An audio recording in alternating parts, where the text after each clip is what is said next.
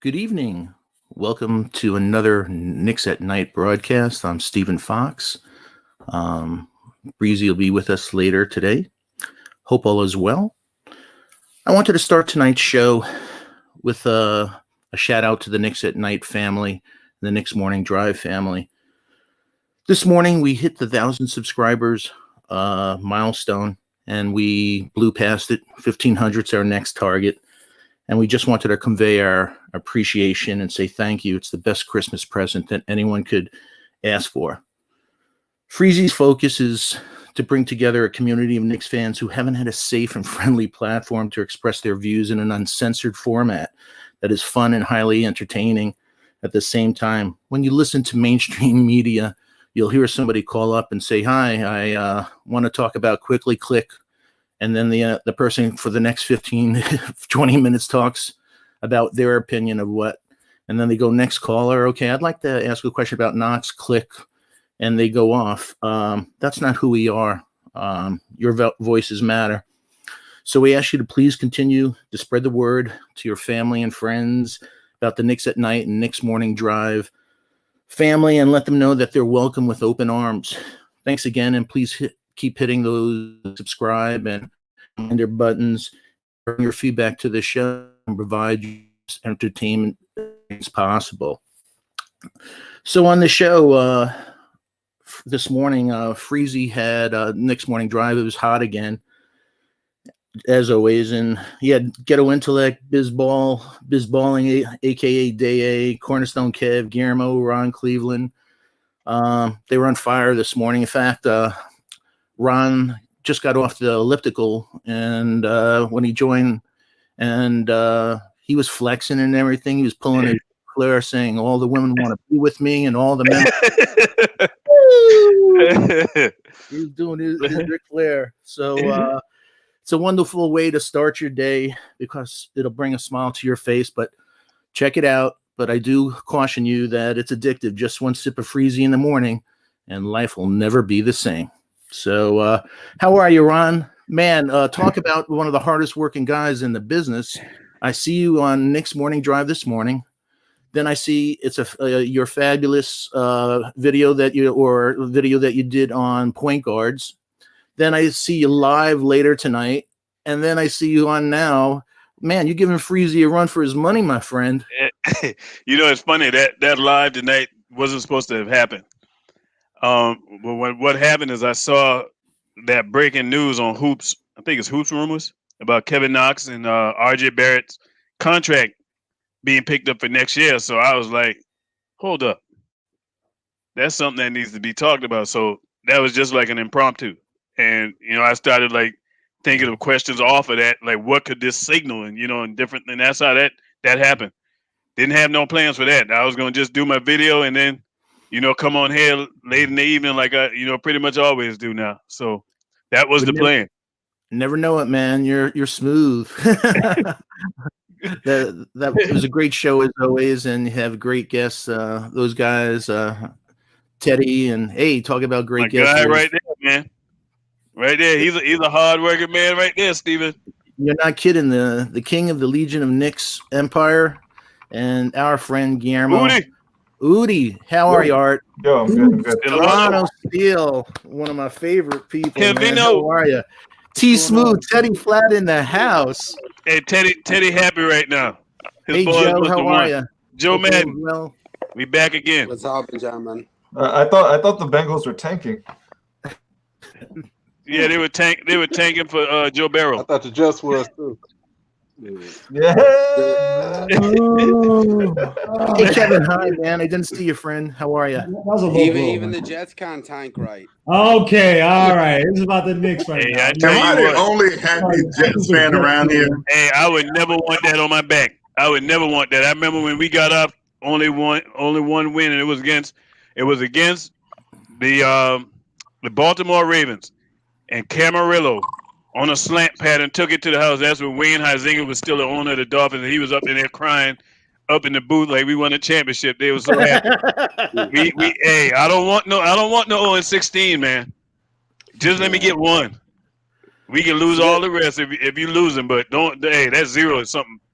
See, that's the thing. Was it organizations tank, but players don't tank? No, they don't. I agree. Right. Yeah, you don't want to play that way. So it's another freestyle night tonight, fellas. We want to hear what's on your minds, and the same with the live chat. We want to make this as interactive as possible, so we'll have some fun tonight. We're just hanging. Some of the things that I thought we'd talk about is talk about the Knicks starting lineup again that we did, but with a different spin. We'll do a deep dive on the assistant coaches. You know, we talk a lot about Tibs, but it's been brought up the last few days to maybe do a deep dive a little further to see the guys that are really doing the development work with our kids. We'll talk about Quick's impact on defense, where we've been focusing on him being a sniper and the way he's playing point guard and spacing the floor. So we're going to talk about that. We'll talk about Tibs embracing analytics. I don't know if you saw that article today. He spent a little time at MIT. And we'll talk about the impact of the media on Tibs and the players. So last night, I realized today that thinking about the show and watching the show again, that the opinion that I gave of the starting lineup, I gave Peyton, RJ, Burks, Randall, and Noel. And then today it hit me like a rock that I didn't base it on the most important thing, that teams are going to be throwing a 3-2 zone at us. So I wanted to go around the horn and say, hey, a day later, I didn't take that into consideration yesterday, and I should have. But what do you think is the best lineup with people packing that paint and making us shoot? So, Kevin is styling again. So, Mr. Cleveland, you want to take it if you still have a voice after today? Oh, man. It's a different thought. I didn't think about it last night for some reason. Yeah, if they're gonna throw a zone at us, man. Everyone's gonna throw a zone, I think. Yeah, they're gonna find out if we can shoot early. That's why you got to start quickly, in my opinion. You can't go hamstrung. And quickly, this is a lineup I want to see, but we know Tom Thibodeau got to say, but I'm going quickly. I'm going RJ. I'm going Kevin Knox. Randall, and I'm going Mitch. I'm going Randall because Randall's going to punish you in the post. I want him going to the basket. I don't want him sitting. I want him going to the basket full steam ahead, taking maybe a 12-foot jump shot. I don't want him trying to shoot no threes. 12-foot and in. That's what I'm saying. Kevin Knox is obvious why I want him on the floor. The way he been shooting these last two games, he's hot. And I can just picture in my mind watching a point guard like Quickley, and that's Quickley getting in that lane and putting pressure on the defense and people trying to collapse to stop him. Now you're gonna leave Kevin Knox open on the wing. I wouldn't leave Kevin Knox right now. Yeah. RJ is another person who can get to the basket downhill. And that's the thing that's interchangeable. You can have RJ come downhill with the ball and have Quickley and Knox sitting out on the perimeter. So it's a lot you can do with that. That lineup would be very versatile. And so that's what I see. If you want to try to make teams get out of playing that zone, that's the lineup they need to run. Yeah, and I think it could be a good defensive lineup too. Exactly. So what you think, Guillermo? So with the 3-2 defense, right? You run the 2-1-2, and I believe Coach Color Blocks is in there. So please correct me if I'm wrong. But you run the 2-1-2, and obviously a zone breaker like Randall, you need him near foul line, probably extended a little bit above the foul line to get those passes if they're being uber aggressive. But that 2-2 look, you have two. What would that be? The area would be the outside on one side, on the left, and then on the right, the zone breaker right there, near top of the key around that foul line, that area, depending on how the defense plays you, and then the corner guys, right? And you want really good corner shooters and guys who can also slash to the basket, right? Because the 2-on-2s prevent that high up perimeter shooting, right? But many times when it gets to the zone breaker, right? If the defense collapses on that zone breaker, you're going to have the corner guys, at least one of those guys, most likely, either cut into the basket or open for a three. And we know Alec Burks shoots the corner three really well, at least last year. Bullock is also a competent three-point shooter. So, again, I know people want to say quickly, but in a defense like that, you need an aggressive guy like Randall who can hit that foul line shot or drive to the basket or kick it out to one of the corners, right? Yeah. And then in your show with Coach Colorblocks yesterday, you illustrated what was the sweet spot for Randall's shot. Right. And everybody knows Randall's that foul. I mean, besides right down low is that foul line, right? So, yeah. Again, I mean, I know Quickley. If you want Quickley, you know, what I mean, if you can hit the corner three, fine, fair enough. But you want legit guys who could hit that corner three consistently to deter the other team from running such an aggressive perimeter defending scheme. Cool, Mr. Wright. For some reason, I don't know if my brain is my heart. I just think that Peyton is going to start at the point guard. I don't think Tibs is going to rush quickly out there to start. RJ, number 20. I'm sorry, I broke up. I didn't catch that last one. Number 20. RJ. RJ, number 20. Randall. And I think Mitch has earned. the right. So I think that'll be my 5. Yeah. Watching Ron's podcast right before this came on. I just said my hope is just Mitch doesn't get in early foul trouble, that he doesn't continue that trend from his past. And I know he had 0 fouls last game, but this is when it counts. And it'll be a different matchup with Miles. With Turner. He presents something different that you're not going to get from McGee. Drummond. Yeah, McGee. Mm-hmm. Freezy? I saw him there. I didn't know whether he could hear us. Yeah, Hey, Art. I'm here. Hey, Freezy, how are you tonight? Hey, everybody. Congratulations again. Hey, congratulations, everybody, for getting this family over 1,000 family members. That's crazy. That is crazy. Over 1,000 family members like joining into this community. That is bananas. I just jumped in to say that Kevin Knox doesn't deserve to start. I think Kevin is starting already. Round one. He's starting already. What is Kevin Knox done aside from knocking down threes? Yeah. Did Kevin Wright say anything? Did I hear him say something?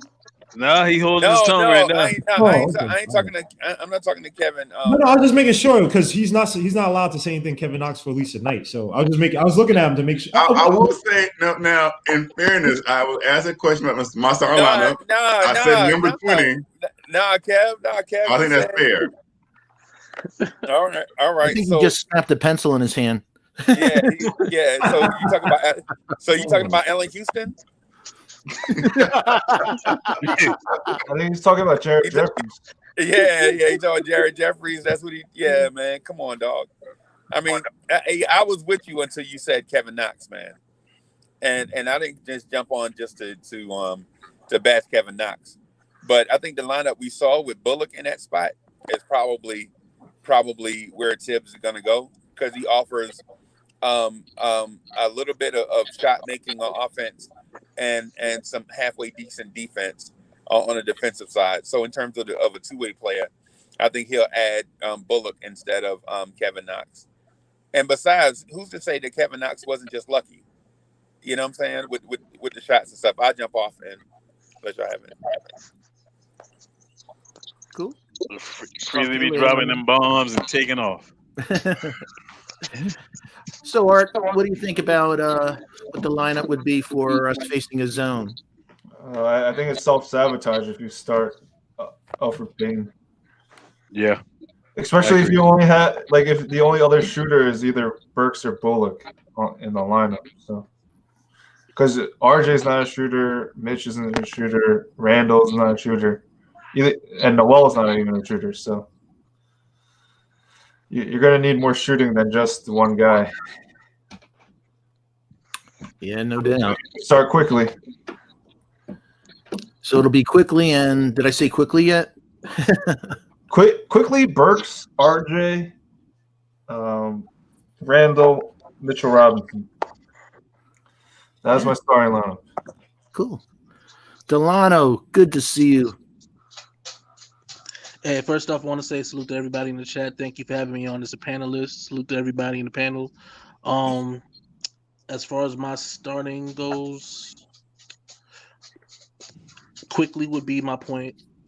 RJ, I would switch it up and put Burks in, Randall, and Mitch. Cool. Hey, Joe. Where are you going with What's that up, point guys? guard in your hand? Salute to the chat. Yeah, I go Quickly, RJ, Burks, Randall, and Noel. So, cool. So, I as think as like O said, that you have to have like you don't have to have Quickly in, but if you're putting Peyton in, you're more or less shooting yourself in the foot because they're going to throw zone. So you're not going to be able to Yeah. score. They're going to pack that paint. Especially when it's opening day and it's going to be a lot more like a competitive team who's good on defense. We're going to struggle. So you need that perimeter, and you need the perimeter defense that Quickly brings too. yeah, that's a good segue. That we focused on his shooting and his spacing, like I said, but we'll keep it with you, Joe. What do you think his impact's going to be on defense? As you know, he had 5 steals last game with those nice long arms of his, that IQ of his, in those passing lanes and stuff. What do you think? How quickly he's going to play this year in D? His team defense is very good. His one-on-one defense, it's good. It's a little bit better than expected because people were saying coming in after he was drafted that he's a team defender and he's not a great one-on-one defender. But he looks decent enough for one-on-one. He struggles a little bit when other point guards penetrate or drive. He struggles a little bit, but I think he's going to get work in. There's no question he's going to get better because we heard the stories. The kid's a gym rat, so he'll only get better. And you know what the beauty? They're not only gym rats. We're finding out that they're film rats. That they're after their practices, they're spending a lot of time. The guards are spending a ton of time with Johnny Bryant. I heard Knox is spending a lot of time in the film room, and that's great, man. They're using every avenue, given to them to get better, and that's really good. Yeah, no, they're gonna get better. What do you think, Delano, on Quick's impact on D? He's a smart defender. I think that's the first thing I want to identify. It doesn't matter about team or individual. He's a smart defender. So being that, I'm saying that to say that the foul situation won't be so much of an issue. The driving penetration from other point guards, I think, the ability to, the same thing that was said before about moving hips and stuff like that. I think he's able to do what Frank does under those circumstances, moving his hips along, so that way it's not necessarily body contact the entire time, but you might be able to drive the offense going a specific way. Maybe it'll lead into a trap or something like that. Also, active hands. The biggest thing that you see throughout the whole team. So I think Quickley is able to do those things already. So as a smart defender, I think that you'll be able to capitalize and sneak in a lot of those steals where you might pat the ball upward out of their hands of your defender. Of your offense. I see where there's a possibility to again just lead them to getting more blocks. Going into the lane, driving to the lane, and getting confronted by rim protection. So Quickly and under those circumstances, again, he just shows that ability to make the right plays, to be at the right place at the right time. And again, just his active hands, they never stop. So I look forward to seeing what he can do with that going forward in the season. Yeah, me too. Here, I'll be coming to you in a second. I just wanted to do a quick shout out to the chat. Ghetto Intellect, you were fabulous this morning on Knicks Morning Drive. Not only that, you were styling, my man. You were styling. So Hyatt SJ3, Kerry Cox, Magnum Boone. Man, Guillermo, you're more in the you're all over the place here too. Parrish Duger, Juju 92, Kevin Bergenol, Noah from Clutch P-Ball, how are you?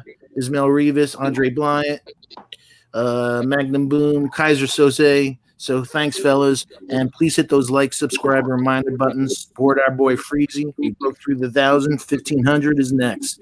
Also, a shout out to the best mods the Lord's ever made, Cinema Bodega and New York Knicks. You're the new Knicks. Your efforts are greatly appreciated, and like I said, please don't forget to check out Knicks Morning Drive tomorrow at 8:45. The shows are fantastic. So, what do you think, Art?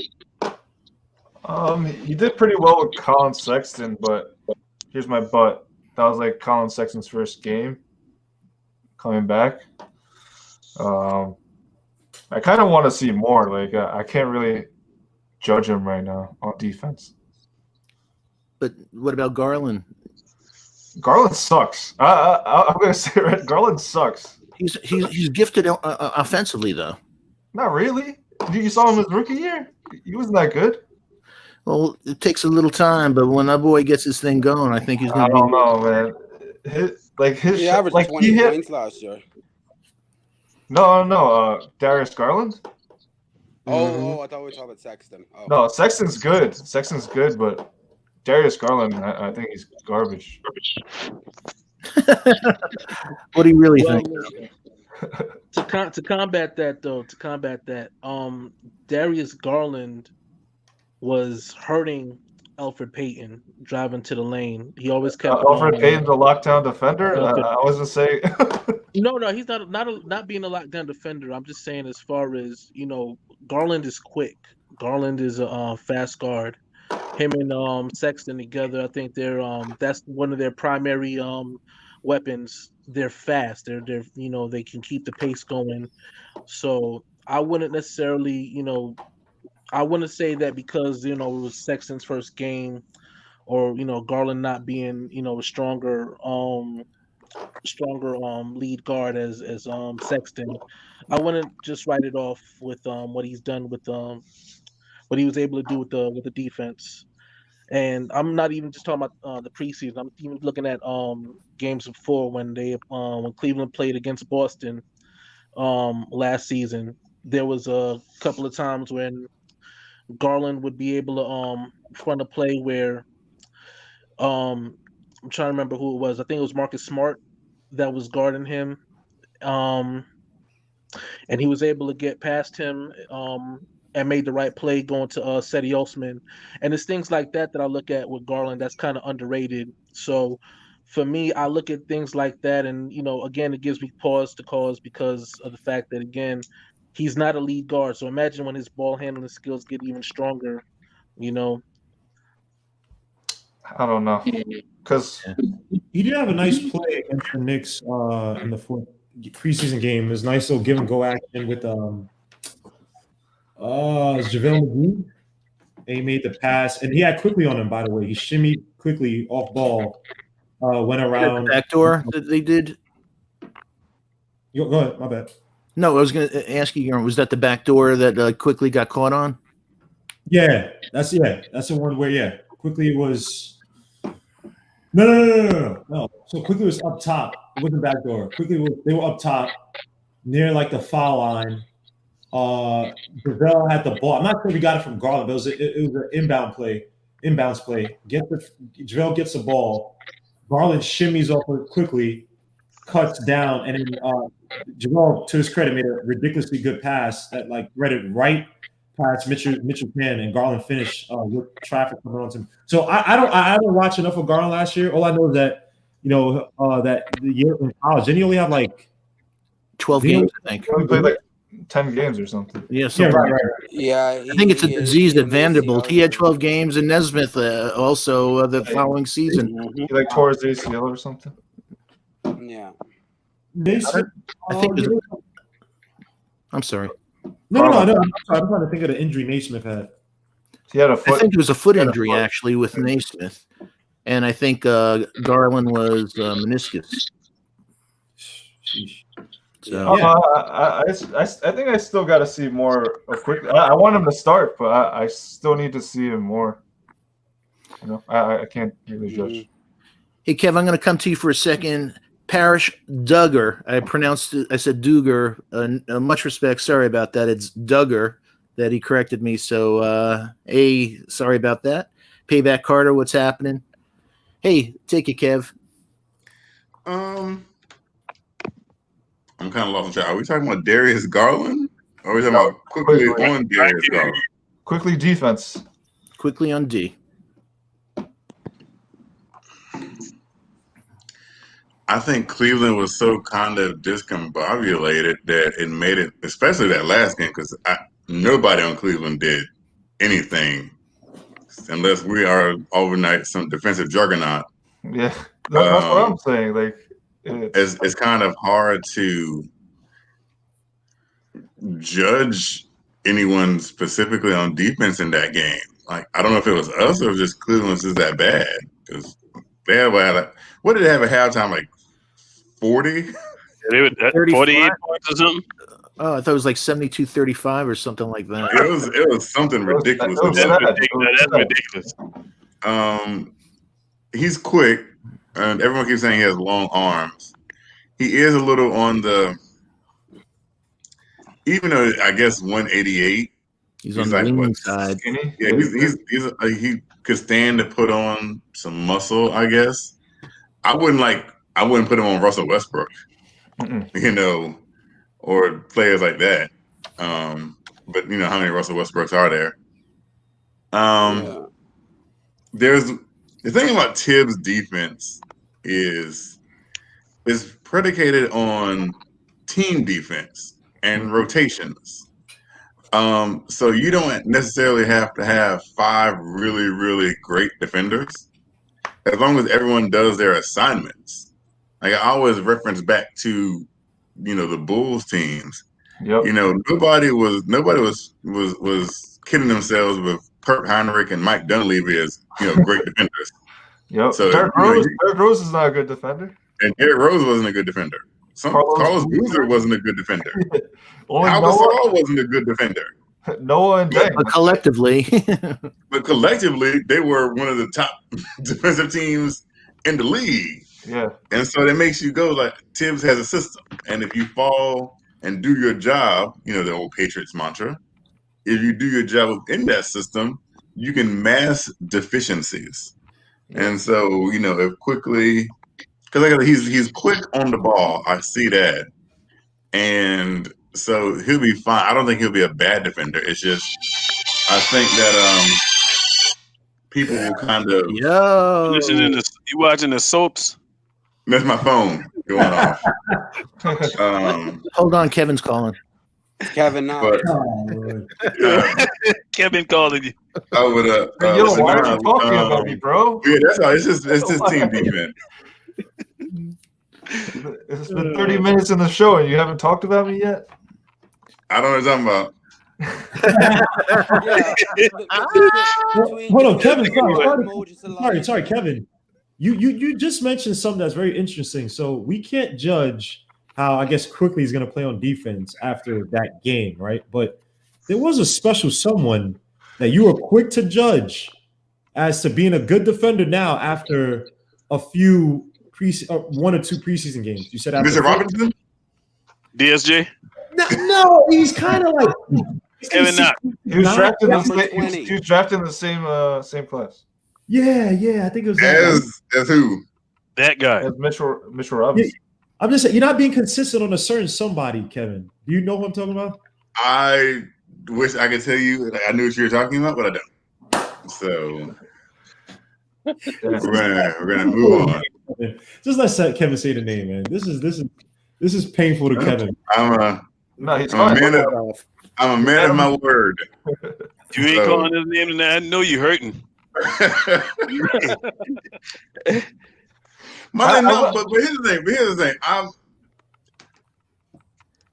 Ain't nothing wrong with talking about your guy, man. Talk about your guy. No, but this is about Quickley. I'm not saying that Quickley is a bad defender. I'm not saying with number 20, he's a bad defender. I'm Oh, saying yeah, if you they, acting like Skip Bayless, number 20, huh? I'm saying if they play their roles within Tibs' system, you can hide some of the deficiencies. Like with Obi's it is. The scouting report say he is high in the hips. You can tell he doesn't have the best lateral movements, but I think it's defense. Defense isn't an ability; it's a learned trait. It's a want. Anyone can learn to play defense. Yeah, I think it's more of a team concept, like you said. You gotta Yeah, learn, but you're gonna have to want. You're gonna have to want to stop somebody. Yeah, You're gonna have to have more want than you have skill to play defense. To run through them screens, get a bruise, beat up. with Obi, it's not like Obi has to go through screens, so he can play back a little bit, depending on his man. But Quickley, like I said, he's quick on the ball. He needs to put on a little bit of weight to deal with a lot of bangs and going through screens and everything like that. So we'll see. Yeah. Guillermo, you still there, bro? Yeah, I'm here. I'm just getting something. Sorry. Yeah, you want me to hang out a sec or whatever's comfortable for you? I'll just give it like 2 seconds. I'll be right back. No worries. I'll do a shout out. Trini in Harlem, how are you? Hope all is well. Kerry Cox, Darley, one of my favorites. King Matthew, Anthony 212. All of you, please hit that like, subscribe, and reminder buttons. Really, really appreciate it. Thanks again for allowing us to hit that 1,000. We're over the 1,000 milestone now for subscribers and onward to 1,500. So thanks again. So what you think, Guillermo? I forgot who said it, but I have to agree with you. It's too early to tell how good of a defender Quickley is going to be. You've had some instances where he's able to use his length. He's been aggressive in trying to fight around picks. But again, like I said, the play with JaVale McGee to Garland, and it's not necessarily it was terrible. It was just he kind of fell for Garland's shimmy, kind of got late, and then left kind of Mitchell Robinson on the island. And again, JaVale McGee made a great pass. But again, we're judging this off of 2 games, or was it 3 games, whatever? Oh no, 2 games, right? The Cleveland game. I mean, that last game, they were just chucking the ball up with some really bad errant passes. That again, most teams are going to pick off, right? I mean, they were really sloppy. But that's not to take any credit away from IQ. Gotta wait. Again, he's about what, maybe 180, maybe a little bit heavier than that because he came in around 190. Yeah, 188, I think they said something. So one thing I will say again, the Pacers aren't a big time 3-point shooting team. So one thing that we struggle with is perimeter defense. So maybe not that he can't do it, he may not be as exposed. But again, guys like Oladipo and Brogdon,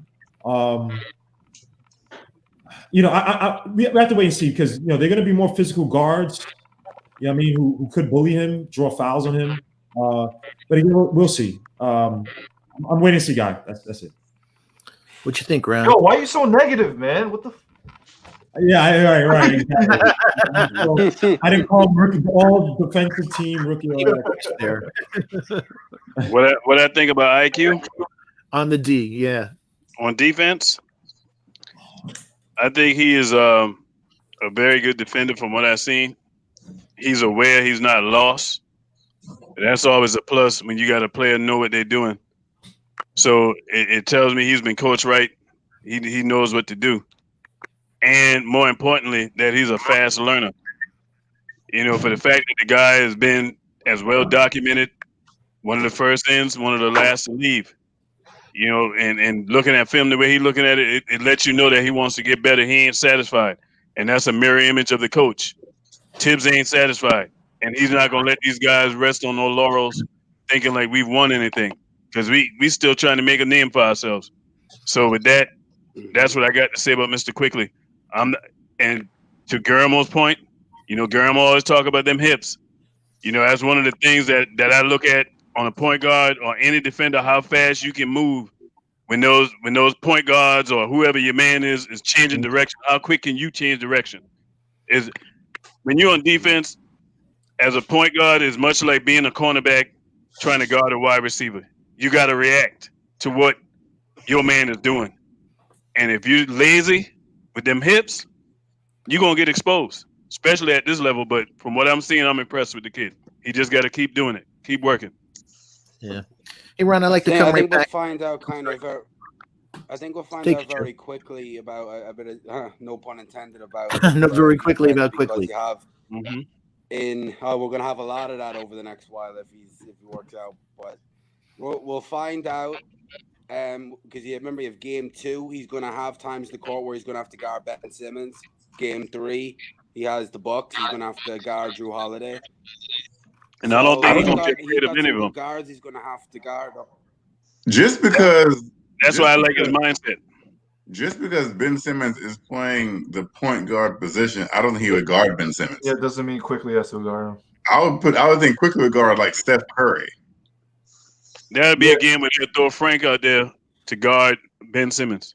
I think if you had to start, I think Randall should guard Ben Simmons. Actually, it'll be RJ probably that guards Ben Simmons. Exactly, yeah. Or RJ. Yeah, RJ. No, I think Burks. RJ. I think Burks, because Burks is a solid defender and he's good side. I'd rather see RJ on him. I think RJ. But I think RJ would want to guard Ben Simmons. Oh yeah. Do you remember Yeah, RJ he last proved season point. putting his hand in the face of the defender as much as you see in this preseason? He's really picked up his game, and he's like really, he's got that hand at all times, man, with that long arms of his in their face, man. He's not playing. He's our Jimmy Butler. We hope so, man. We hope so. That's I can see it. Yeah. So, Ron, I want to come right back to you on your show tonight. You talked about that famous plane, and so with our It gets signed at 6 p.m. With that, yeah. Who do you think on the What guards? airline? Who do you foresee from a prediction standpoint is going to have trouble by the end of this year? Won't be in this rotation, won't be on this team. Again, we have, one of the things is we have that $18 million in cap space. So I don't think we want to spread it around the players. We want to actually use it on something. So exactly. So what I like foresee is freestyle, fellas. Let it rip. Whatever your thoughts are. What I foresee, I think one of the first persons that are going to be on that plan is the Mr. Alfred Payton. And I know everybody say, hold up, he got a no trade clause, which is true. Exactly. We can't trade him. So we have to unless he signs off on it. He can be traded if he agreed to the trade. Yeah. That no trade just means that he can veto any trade that they try to do without him signing off on it. So what I foresee happening, I already know at some point, if it ain't immediately, probably no more than 15, 20 games in, IQ is going to take a spot. DSJ probably going to take a spot quicker. And so I see him being that third point guard. Like I said, I see him being the emergency point guard because if you can't shoot in today's NBA, it's a problem from that point guard position. He does everything else well. If he could shoot the basketball, you talking about a top-notch point guard in this league. Ron, I don't think it would be that big of a problem if he had more shooters around him, though. Like, I'd rather have the thing. He can't do a liability. He's still a liability. You proved my point. You trying to make up for a deficiency that in today's NBA you can't really afford to have. And that's why the Philadelphia 76ers, unless Ben Simmons start learning how to shoot the basketball, they will never win with him. It's like, situation. But we all have him coming off the bench, so him playing. But that's what I'm saying. I see him being on that plane because he is not going to want to be on that bench. You see what I'm saying? He's not going to want to be on the bench, and he'll be attractive to a playoff team, a contender, somebody like the Clippers. Yeah, I can see him. I can see him. I think that. I can see him signing off to say, "Hey, let me go out there." We send him. Reggie Bullock gonna be the second person on that plane with him in the package deal. They're gonna have their names stitched on them seats. It's gonna take probably a draft pick. We'll send a second rounder out there, maybe a couple second rounders. But them two guys is who I think gonna be. I think we really gonna do it for draft consideration. That's what I think. I think we should trade Alfred Payne for Kevin Jelly. The only player they had that I would have loved to have was Larry. What's the guy? Shannon. and I Then think Bennett- he's gone. he's on He's the- gone now, ain't he? He's on the Nets. Yeah. Yeah, I would have loved to have him. Brooklyn. Yeah, so I think those are going to be the two guys going. I think they're definitely going to be gone. So you think the experiment with I Frank is agree over with at point Frank. guard, and he's just going to be an emergency point guard, but otherwise he'll be off ball? I think they're going to use Frank for what he is. I think A Frank's defensive- done. I think that model's done, They're man. going to allow him to just do what he does. Don't have Frank do something that he ain't. And the guy bring value because he can guard 1 through 4, especially if you got lineups where teams are going small. You can steal some time with him in that small ball lineup, playing at the 4 if you needed him to play the 4 with them long arms he got. He cannot play the 4. 4? Even in a small ball, he's not. I mean, not 4, but 3. You can have him 3 guard at maybe. 3 easy. He'll Frank guard is at 3 done, man. easy. They didn't even sign him. He only played last year 1% at the 3. He played 71%, he actually played 92% at point guard, 8% at shooting guard, and the year before, basically his rookie season and his second season, he played only 1% at the 3. You But it really proves think that Frank he could guard? You really think Frank could guard Jason Tatum and stuff? Like I don't think so. Or Jimmy Butler. I think he'll give him fits. Jimmy Butler, maybe, because Jimmy Butler is not the. I think Jimmy Butler. He's not the ball handler that Tatum is. Well, Tatum So, He's strong as fuck, though. Tatum will kill you My from. language. Jimmy Butler's not shooting threes anymore. So, and Jimmy Butler is getting a little bit older up there. He's not the most True. quickest. He's savvy as hell. But you know, Frank, I think not. I don't know his number. Tatum plays the 4 with the Celtics now. They moved Right. last year to 4. And they Right. have They don't have- Brown. What is their starting lineup anyway? Because Kemba's out, right? Yeah, he's out, and Tristan Thompson hurt. You have Both. Smart. You have your Yeah. boy Jaylen Brown at Probably the Marcus 2, Smart and Naismith at the No. backcourt. 3. Naismith is gonna start. I Might think have they to. have to because Out of necessity. they have nobody else if Kemba's out. You put Yeah, I Smart can't even like at name. point guard. Oh yeah, they have Jeff Teague. unless they go Jeff Teague and Smart at the 2. Yeah. Oh, who You could cares do in the that, or you Celtics, put right? Smart at the 1 and you have Naismith at the 2. All right, so here's the article saying the starting lineup locks: Tatum, Brown, Marcus Smart. Then I guess fringe options with what's the name hurt. I guess Daniel Bias will probably take Oh, yeah, over. Daniel Tice. Yeah. I forgot. Oh, Tice. I'm sorry, Tice is out. And they got they have Jeff Teague, so he might get Williams. Oh yeah, they'll let him run. Be the back. Yeah, he'll play for. Would they do that or make Marcus Smart the point guard? Huh? No, I don't think you want to make Marcus Smart your point Naismith guard. at the 2. They can't Don't take they? Pritchard. He has an off guard because they did in the playoffs, and Marcus Smart was He's good in the good at the playoffs. off guard position. They As a usually have starter. the ball in Tatum's hands, right? Yeah, they had Tatum playing some Yeah. point forward. Yeah, like that. That's that's- why I think that Kemba might- struggled a little bit last year because he had the ball less in his hands. Yeah. Hey, Wait, Jay, Tatum? Because I heard calling they it. were trying to trade Kemba at some point. Yeah, I saw a lot of Kemba rumors during the draft. Oh I yeah, thought- I think they had legs too. I thought Tatum did better without the ball in his hands. Remember, he tried to play like Kobe the year before. I think that's where he's better suited, Guillermo. His game is more of, get it to him down there in that on that wing, let him operate, but don't have him trying to be no point forward. That's not his game. Yeah. Killed us with that 3 last year to win it. Oh, Now we yeah. can argue. He would be the one to do it. I felt so bad for RJ because I think Kyrie hit a Yes, he game did. winner on- He was also the guy with Kyrie too. Kyrie hit a game winner on him. He went off. So what do you think, Guillermo, on Yo, the guard Kings situation? looking good. Sorry, say it again. I couldn't hear you. Yeah, what do you think going on with Ron said on who's going to be out of this?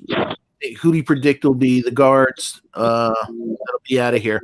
Close. It looks like it's going to be Quickley, and because of Rivers' contract, that they're locks there. But after that, Well, I think it's going to be Diaz. Well, Frank is out, right? The injury, the fact that I don't think they think he has as high of a ceiling, and he's not a UK product like Kevin's boy Kevin Knox.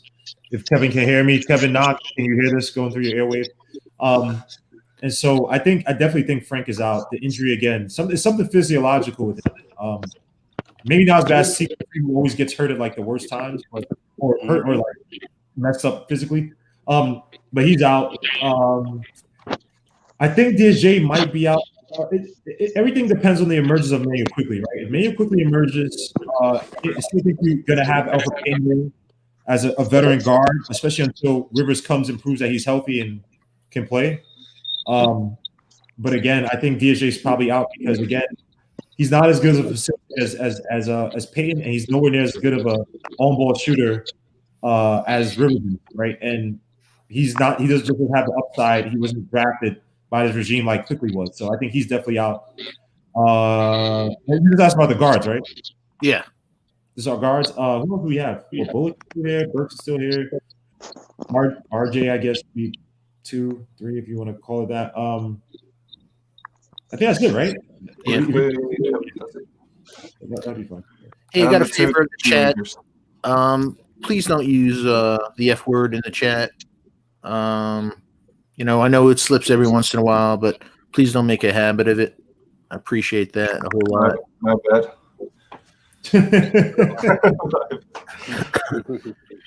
Kev, who do you think is Dead Man Walking?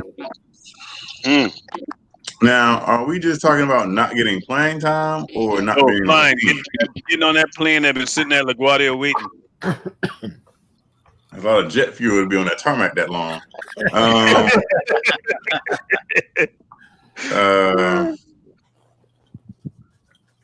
It all really depends on how the season goes and how certain positions play out. Because you would trade a player you trade players to fill a need. So let's say Noel's not giving you much and Mitch isn't giving you much. So you want to upgrade at the center position. So then you got to find a team that has a center that's available that needs what you have. Or let's say Quickley is getting overwhelmed at the point guard position. So you feel like, okay, we really need a veteran point guard. So who can we get then? Or you feel you need another wing player. So any trade is just going to build up the necessity of what this team needs as the regular season gets going and games builds up. He's like, okay, this position is a weakness. So we have these assets to package together to get something. And it's all about playing time. I mean, if Reggie Bullock's not playing, if he's buried at the end of the bench, and he has an expiring contract, that's the first thing. When you got to look at everybody who isn't on an expiring contract is pretty much could be had. So that's everyone who we pretty much signed this off season could literally go if the season doesn't go well. Randall, obviously, with his contract, is the biggest trade bait. So that can work in so many different ways. Like if we're winning and we feel, okay, we need to upgrade, and we can, whoever, I'm going to throw something out there. And like I said, with the center position, just throwing it out there. And it's crazy to take back this kind of contract, but this person just seems like a Tibs kind of player. Horford. Exactly. If we feel like getting Al Horford. No way. Kev, you was doing great till you said Al Horford. No, think about it. Al Horford is literally a Tibs type player. Yeah, boy, hell, he's too old, man. There ain't nothing to think about with that. Here's the thing: when you say too old, let's say, look at it this way, okay? His game's not predicated on his athleticism, though. Exactly, he's really not. Developing players, man. He's gonna take time away from development, right? And that's what we talking about too, Guillermo. But developing players. No, right? because here's the thing: if you go into the season and you realize, okay, Mitch is just foul prone and he's not going to be in the game, and you need to upgrade the center position, then Al Horford is a perfect type of player to get. I'd rather go get Drummond on an expiring deal. Drummond's 27 than to get Horford. You know who I'd like to get? Because there seems to be some friction there. I'd love to get Miles Turner. Oh, yeah. He'd be my number one option. I would love to get Miles Turner. You're going to have to give up some kind of ransom to get Miles Turner. Drummond, and Miles Turner is not going to come for the Chiefs. Nope. We're talking about draft capital having to go to Indiana. Well, if he's disgruntled, Even if it meant they lose all the leverage. Horford, I mean, Drummond wouldn't be bad. Like you saw what Cleveland gave up last year. They gave up nothing. Yeah, They gave up like but then they're going to want to get if he's playing they gave well. up like John Henson or something for Drummond last year. Wow. Yeah, like and a second round I pick or don't something. I think it was protected. They're going to want to get picks. Hey Joe, They're going to want to get picks. Joe, we can't hear you, man. Your audio is garbled. Yeah, Joe, you gotta get closer or your headphones. Got to do something with that mic or whatever. You're all garbled tonight, my friend. Yeah, the chat saying they can't hear you. That you're too low. All right, hold on. We'll come back to you. Art, what do you think? I think the model and J. Cole's friend is gone. You use that one on Twitter, by the way. Yeah, no, that's my thing. And I'm happy because I don't want those guys on my team. What does that have to do with anything? Like, come on, man. He's not. I don't want them on my team. They suck. Okay, but the J. Cole and the Molly thing have nothing to do with. Frank is a model, and DSJ is best friends with J. Cole. You know, they're both in Fayetteville, right? Them North Carolina boys. They're homeboys. No, but like that was you noticed that was like his best game when J. Cole went to his game. J. Cole has to go to like every Knicks game. We need to put it. You saying we need to put him on the payroll? Yeah. I bet he shoots better than Peyton. Yeah, you're right. You're right about that. J. Cole's pretty nice. J. Cole's pretty nice at basketball. DSJ. That's what I said. J. Cole. So J. Cool, what do you think? But like the Knicks, if the Knicks really wanted them here, they could have easily extended them at 6 p.m. So, and like you got to think about it. Like the Knicks have what 4 draft picks coming in? They're not good. Oh, I forgot somebody else on that plane. Spellman. Spellman gonna be on there too. Spellman's on the bus. He ain't taking the plane. He's on the train. He's not. They gonna have him flying the plane. He gonna be the co-pilot. He's a guy a lot of luggage on the other side of him to balance it out. He want more peanuts. He ate them all. They gonna send him out of here because he came in camp overweight. I would have cut it. I would have, bro. I would have made an example out of him. I would have too. Yeah, I would have. Well, not hired him, but that would have sent a good message to the team early. Man, they just got rid of this guy they just brought in. And the one skill that he was supposed to be good at, he just freaking bricked both shots. Like, come on, man. Terrible. Yeah, when I was looking at his highlights, I was like, oh, he hoodwinked me, man. Yeah, I was like, he could knock down some shots. Yeah. Like, his shot looked terrible too. Yeah, it was like saying a little MKG. I don't know what happened, man. And matter of fact, somebody said Greyhound. I wouldn't put him on Greyhound. I put him on the Megabus. Hey, man, isn't Megabus is better than Greyhound? I've taken the Megabus before, man. I put him on the Mega. That's nice. Or better than Greyhound. Yeah. What do you think, Delano? Peyton. Yeah. Peyton can't shoot, so he's a liability. Peyton is kind of slow on defense, so he's a liability. With DSJ, you can still salvage something. You know what I mean? Athleticism, drive to the basket. No, hear me out though. You know, can he do that though? What, drive to the basket? He couldn't beat like some guys off the Matt Mooney off the dribble. Well, I think again, it's about the fact that it's more about the ability, not just what happened in that one game. You know, if I'm entrusting one of those two guys between Peyton and DSJ to cut to the basket to make a play at the basket, I'll probably go with DSJ for his athleticism. Even though it's fleeting, he's got that one up on Peyton right now.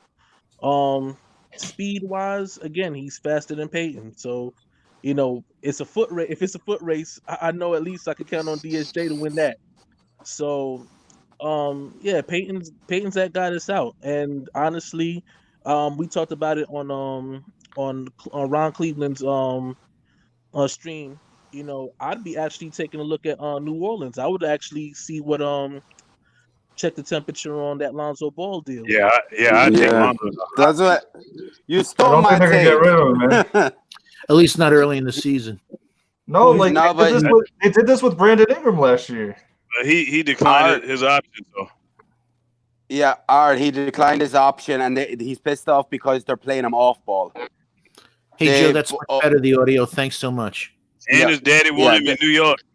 His reports that his dad wanted him to come to New York. No, they just didn't agree on like Woj said, like they're still looking to get a deal done. He's not staying No, there. I would check the temperature because he's not staying there because they're playing him off ball. They're putting Bledsoe at the 1, and Lonzo don't want to play off ball. So that's I look into that. And they got Kyra. Kyra doesn't even play. Not yet. Isn't Kyra going to Not June or yet. something? Kyra's not that good, man. They're not going to trade away their best point guard. Hey, their best point guard? Yeah, Lonzo's their best point guard. I think he is their best point guard, but they ain't using him like he's the best one. If They are, got Watch his money talks because they're not going to want to pay. They just paid Ingram. They're going to have to pay Zion in about 2 years. Money talk. Yeah, in 2 years they'll worry about. They'll get rid of JJ Redick and Bledsoe before they get rid of Lonzo. You know why they ain't gonna pay him? They're not gonna pay him that kind of money because of his skill set of not being able to shoot them doggone free throws. They're not gonna pay him. He's not gonna commit that he would have. Hey, Guillermo, think about this now, fellas. Think about this, everybody. We know the guy can pass. He can play defense. His 3-point shot is very, very NBA league friendly, but he can't shoot free throws. If he could shoot free throws, he would be commanding a large deal. And they're already paying that kid that they just paid this year. Ingram. Kevin Durant. Yeah, they're paying him. Zion, they're gonna leave that money open, but they're not gonna dump that money into him. And they're not gonna dump money into Lonzo, and they got that kid Kyra, man. They drafted him too high. They're not gonna do that. That's not smart business. Kyra was like the 14th pick or something. Who cares? Yeah, but still, when you have a rebuilding team that have other needs, they went and drafted a point guard, and then you got to think about it. They still have, I think, is it 2 or 3 years left on Steven Adams' deal? No, but he only makes $18 million. Like, and I'll tell you another reason why they he's making about 25. No, they'll be thinking just like the average team think. If you got Zion and you got Ingram, you're gonna try to go get you a difference maker to be that third person to get them over the hump in the West. You just real quick, I got a question. Who they're gonna get though, because they can't. 1 second, Art. I got a question from Payback Carter. He wants to know the percentage between DSJ and Peyton finishing around the rim. DSJ at the rim last year was at 54%, and Alfred Payton was actually was at 575. Payton had a higher percentage of finish. Had a higher percentage finishing than DSJ at the rim. Yeah, I would never have called that myself. We're not talking about a jump shot. No, we're saying at the rim. Yeah. Layups. He good with them layups around the basket. Now I give him that. Question, Payback, man. So that's surprising. And 20% from 3. He ended up building a brick house. Building a straw house. Not brick. Mm-hmm.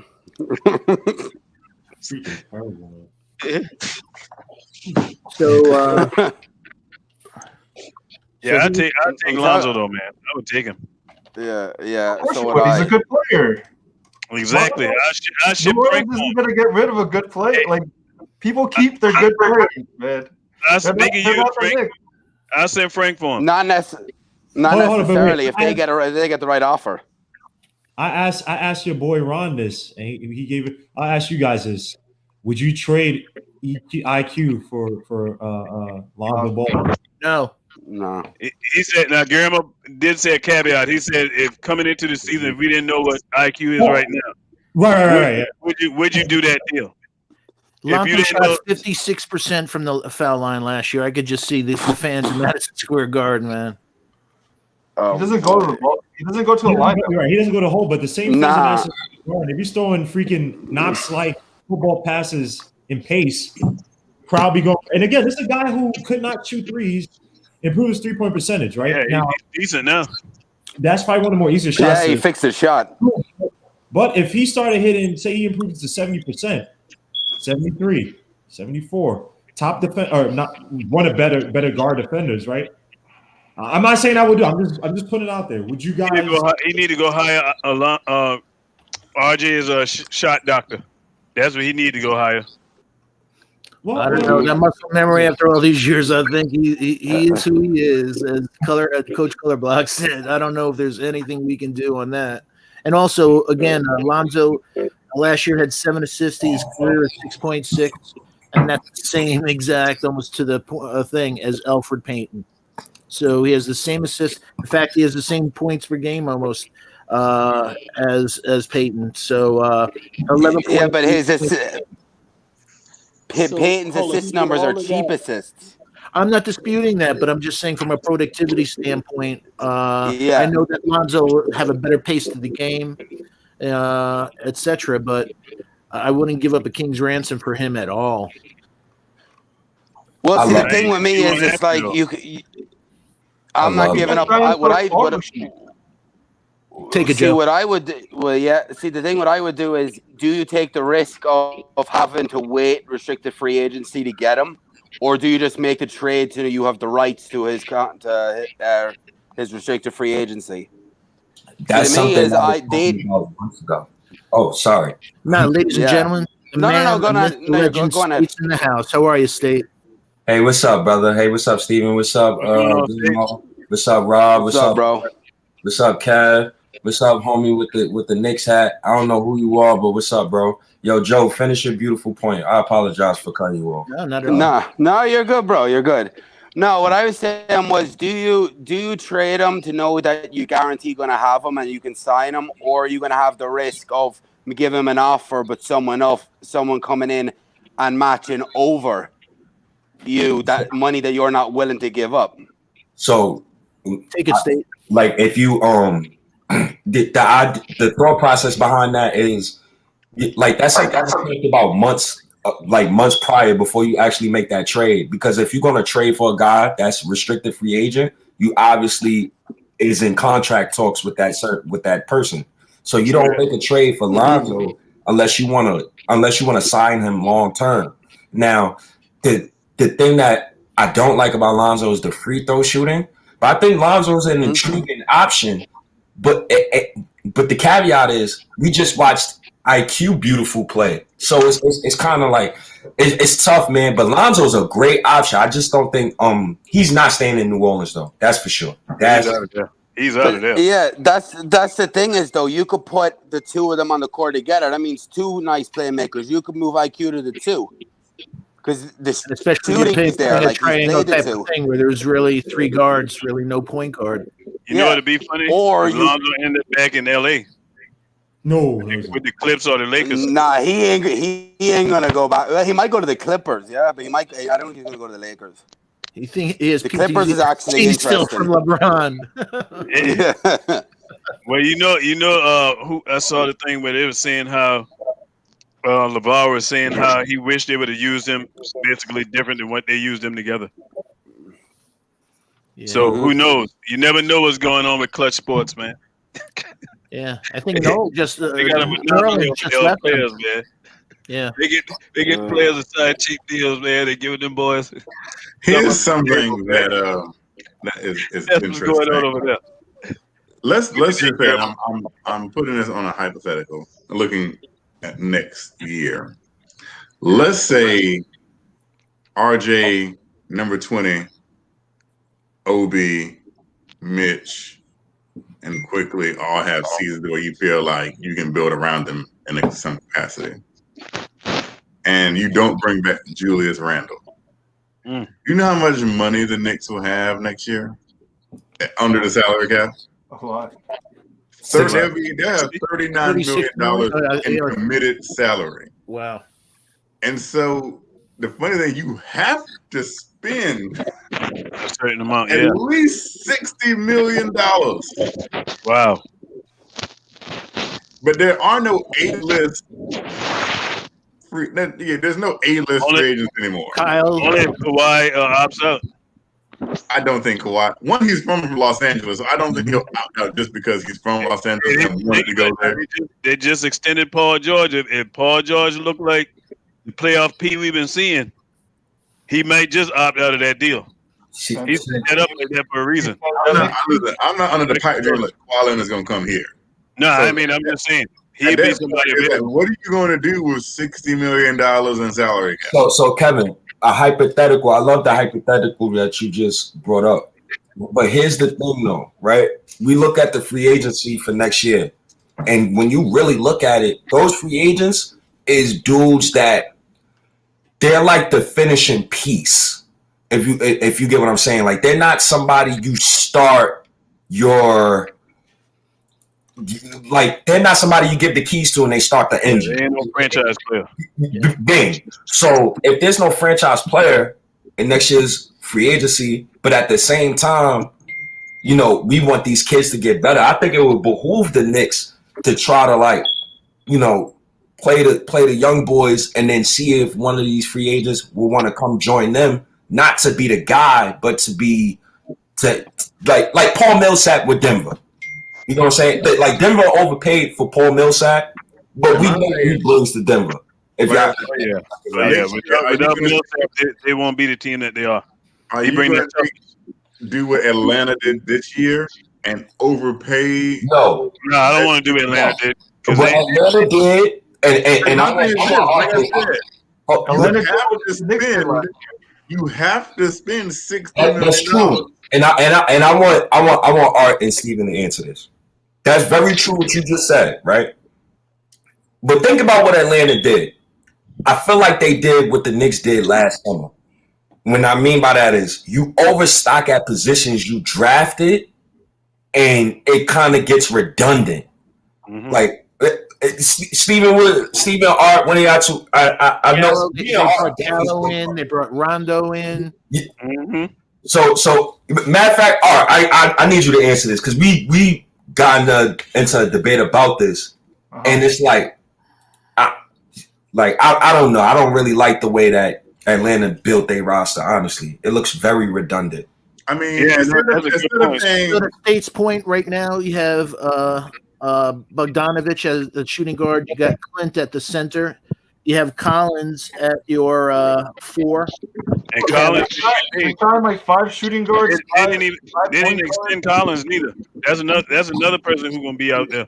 Yeah, that's for sure. And obviously you have Trey at the 1, and like I said, you'll probably have Bogdan at the 2. So, and at the 3, you may have DeAndre Hunter because that's the only guy that'll play defense on that team. And Bogdan is what?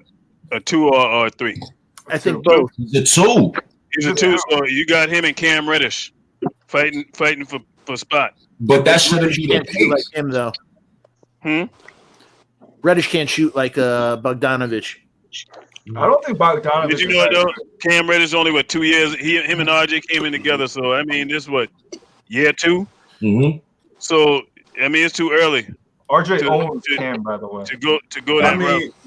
Look at this. Instead of with this money that you have next year, instead of paying $5 million for Noel, would you pay $10 million for Kelly Olynyk?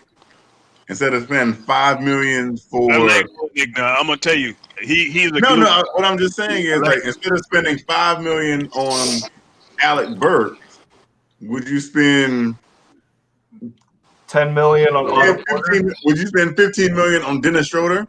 No. Not no $15 million on Schroeder. And I like Schroeder. I wouldn't give him no 15. Mm-hmm. Yeah. I look at him as a star. I look at him as a good but here's the thing, like I said, you have to spend this money. There's no I can keep it. Let me $109 million. Give you a news flash if you ain't heard about Leon Rose. Leon Rose ain't overpaying for players, Kevin. That's what got us in trouble all these other years, man. But it's not like I said. Malpractice. You're talking about overspending. You have to spend. Literally, you can't. You have to spend $60 million. There's no way around it. That's why the guy giving 1-year deals, Kevin. He ain't gonna overpay for players, man. $50 million. Overpaying is you have like you already have like 7-8 spots. So you have 7 spots to fill with $60 I'm million. gonna tell you what I'd rather do. I'd rather take that money, pay my players that's already here, that's proven, give them some money, pay them players market value who you trying to get, but don't overpay, man. I don't want to see no overpay. Hold on. There's a difference between the salary floor and the ceiling. Like you have to get to the floor. You cannot get to the ceiling, but you have to get to that floor. So basically you what have you're to saying, spend, like I keep saying, you have to spend $60 million. Is that somebody gonna get overpaid regardless? That's what that's exactly. That's what somebody will have to be overpaid because you have to look at the consequence, and you have to spend $60 million. The team has to, as a baseline, 109,140,000 is the baseline. And if you extend a player on the roster already, it counts next year, not the year that we need. No, because you've already picked up RJ and Knox. So you can't. So they're already taken care of next year. I don't want no terrible contract on the next team, man. I think I'll have a nightmare if I see a terrible contract. That's like giving out $50 million isn't a lot, though. $5 million. But like I said, it's an inevitable outcome that's going to have to happen next year. So you know what's going to have to happen. That's why. You know what you just made me think about? That's why we're going to trade for somebody. That right there is exactly why we're going to trade for somebody. But here's the thing, Rob. Here's the thing, right? Go ahead. We gotta have. I mean, my fault. You good. Go ahead. We gotta have the assets. We don't have the assets right now because the assets we valued. Hey, them boys start. We got picks. We got boatload of picks. Yeah, we got that too. But I don't want to be the bearer of bad news, but I don't even think the 2 picks next offseason is going to walk through that door, because if Leon Rose is Leon Rose, a super agent, he'll be talking to dudes right now currently. Oh, yeah, this backdoor channel talking. And let's look at the free agency list after all these dudes re-signed. I see Chris Paul. I see Blake Griffin. I see Victor Oladipo, Drew Holiday. Well, Drew is off the table. Kyle Lowry. Andre Drummond, Mike Conley, John Collins, Spencer Dinwiddie. Well, Chris Paul's gonna opt in because he's a crazy like a $45 million player option, so he ain't gonna do that down unless he gets more money. LA, so that's another reason why he took the Suns is because he wanted to be close to his family. But the reason why I mentioned some of those names, $25 million on Drummond. Yeah, but we wouldn't have to do that because we got Mitchell Robinson. The reason why I mentioned those names is because let's be realistic. None of us don't really want none of those dudes I just named. They're all on the other side of their prime. You mean Zach LaVine? But trade for Zach. All right. Man, rule number 1: never trade for somebody who had a catastrophic leg injury. That guy, he had no more injuries since then, though. But you have 25 points last year. I mean, 25 points a game ain't nothing to sneeze at. Oh no, I'm not disputing that, but that's something we need. We need a scorer. We need a bona fide scorer, and we don't have one on this team. I think we got one. Who? RJ. Mr. Rowan, man. I just got to give it time. Just give it time. Tibs got the perfect system for him. That triangle offense. You know, RJ Barrett could get to the basket. It's just give it time. You know why I would say get Zach LaVine? Because Zach LaVine already played for Tibs, so he's very familiar with Tibs. I would love Zach. If Zach LaVine is not avenue, you can also go the draft route, right? I know Fox is going to get on me, but a shooting guard that we could get is a guy like Josh Christopher, right? An absolute. Yeah, that's my guy too. No, I love Christopher. He's a 6'5" as Guillermo. What is drafting Josh Christopher going to have to do with getting to the floor of the salary cap? Oh God, I got lost in just us getting a guard wing play. My bad. Continue. Like I said, you have to spend $60 million on somebody. Yeah, that's why last year the only players under contract for next year, technically, if you don't bring Randall back, is RJ. You don't like Randall, boy. No, I was like, if you don't bring Randall back, because it's a possibility that you don't. Yeah, it is. Yeah. Well, yeah, they might is. have to when it comes to the There's a money. team option. I got Obi topping. I got Obi topping. I need Obi to play. And I'm gonna tell you, Obi gonna look good after the second half of the season. Yeah, I need Obi to play. Second half, he's gonna take off.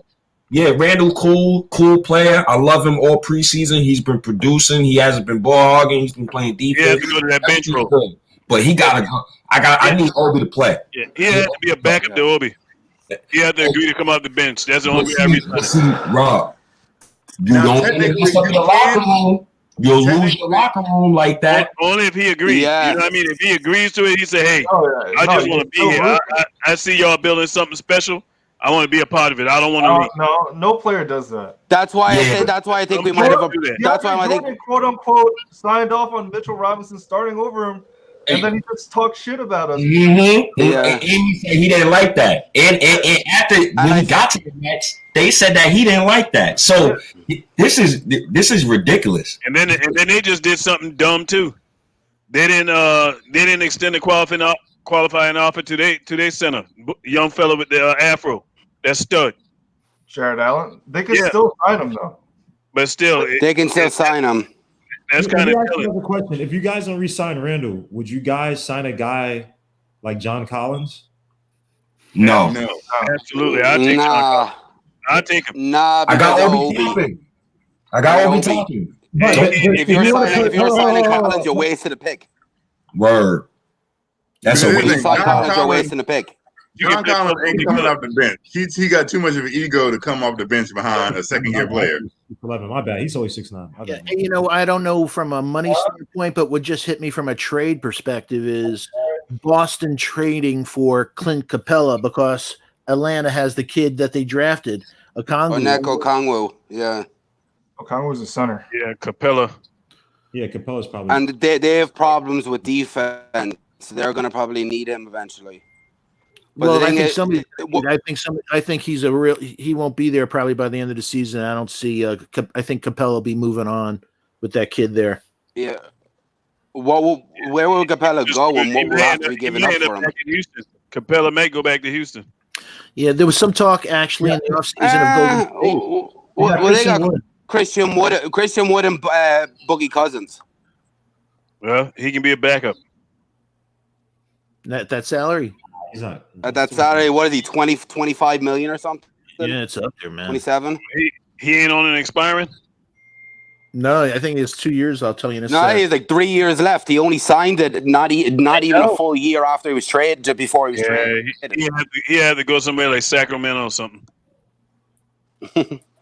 Wait a minute. We're missing a few guys that would be Kelly Oubre. Yeah, he's a free agent. I just saw it. I'm looking at this list. I like Oubre. I always like Oubre, even when he was in Washington. I liked him. Oubre, I still got Obi and Knox on my roster. I mean, like, I ain't trying to do what Atlanta did. I ain't gonna hold y'all up, man. I don't want saviors. I ain't looking for none of these free agents to come save us. You do realize it's a make or break it year for Knox too. It is a make. I don't think. So I don't think Tom Thibodeau won Kelly Oubre. Balling this year. Knox better ball this year. He will. Hold up. Did y'all just hear what Kevin said? What he said? Why the hell wouldn't Tom Thibodeau want Oubre? Please explain. I don't think Oubre is a Tom Thibodeau kind of player. Oh, no, you gotta stop. Nah, he is a dog. No, I think he's too eccentric for Tom Thibodeau.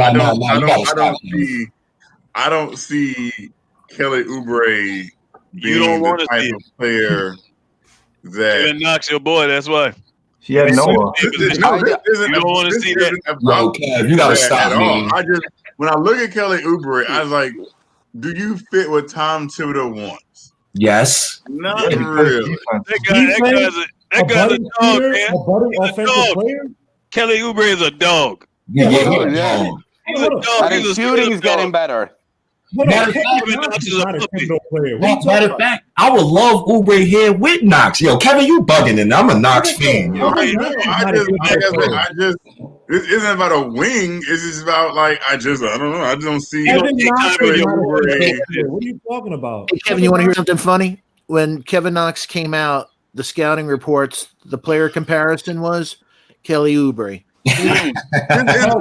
This is not about Kelly Oubre, the basketball player. This is about Kelly Oubre, the person bringing strippers into the bubble and stuff like that.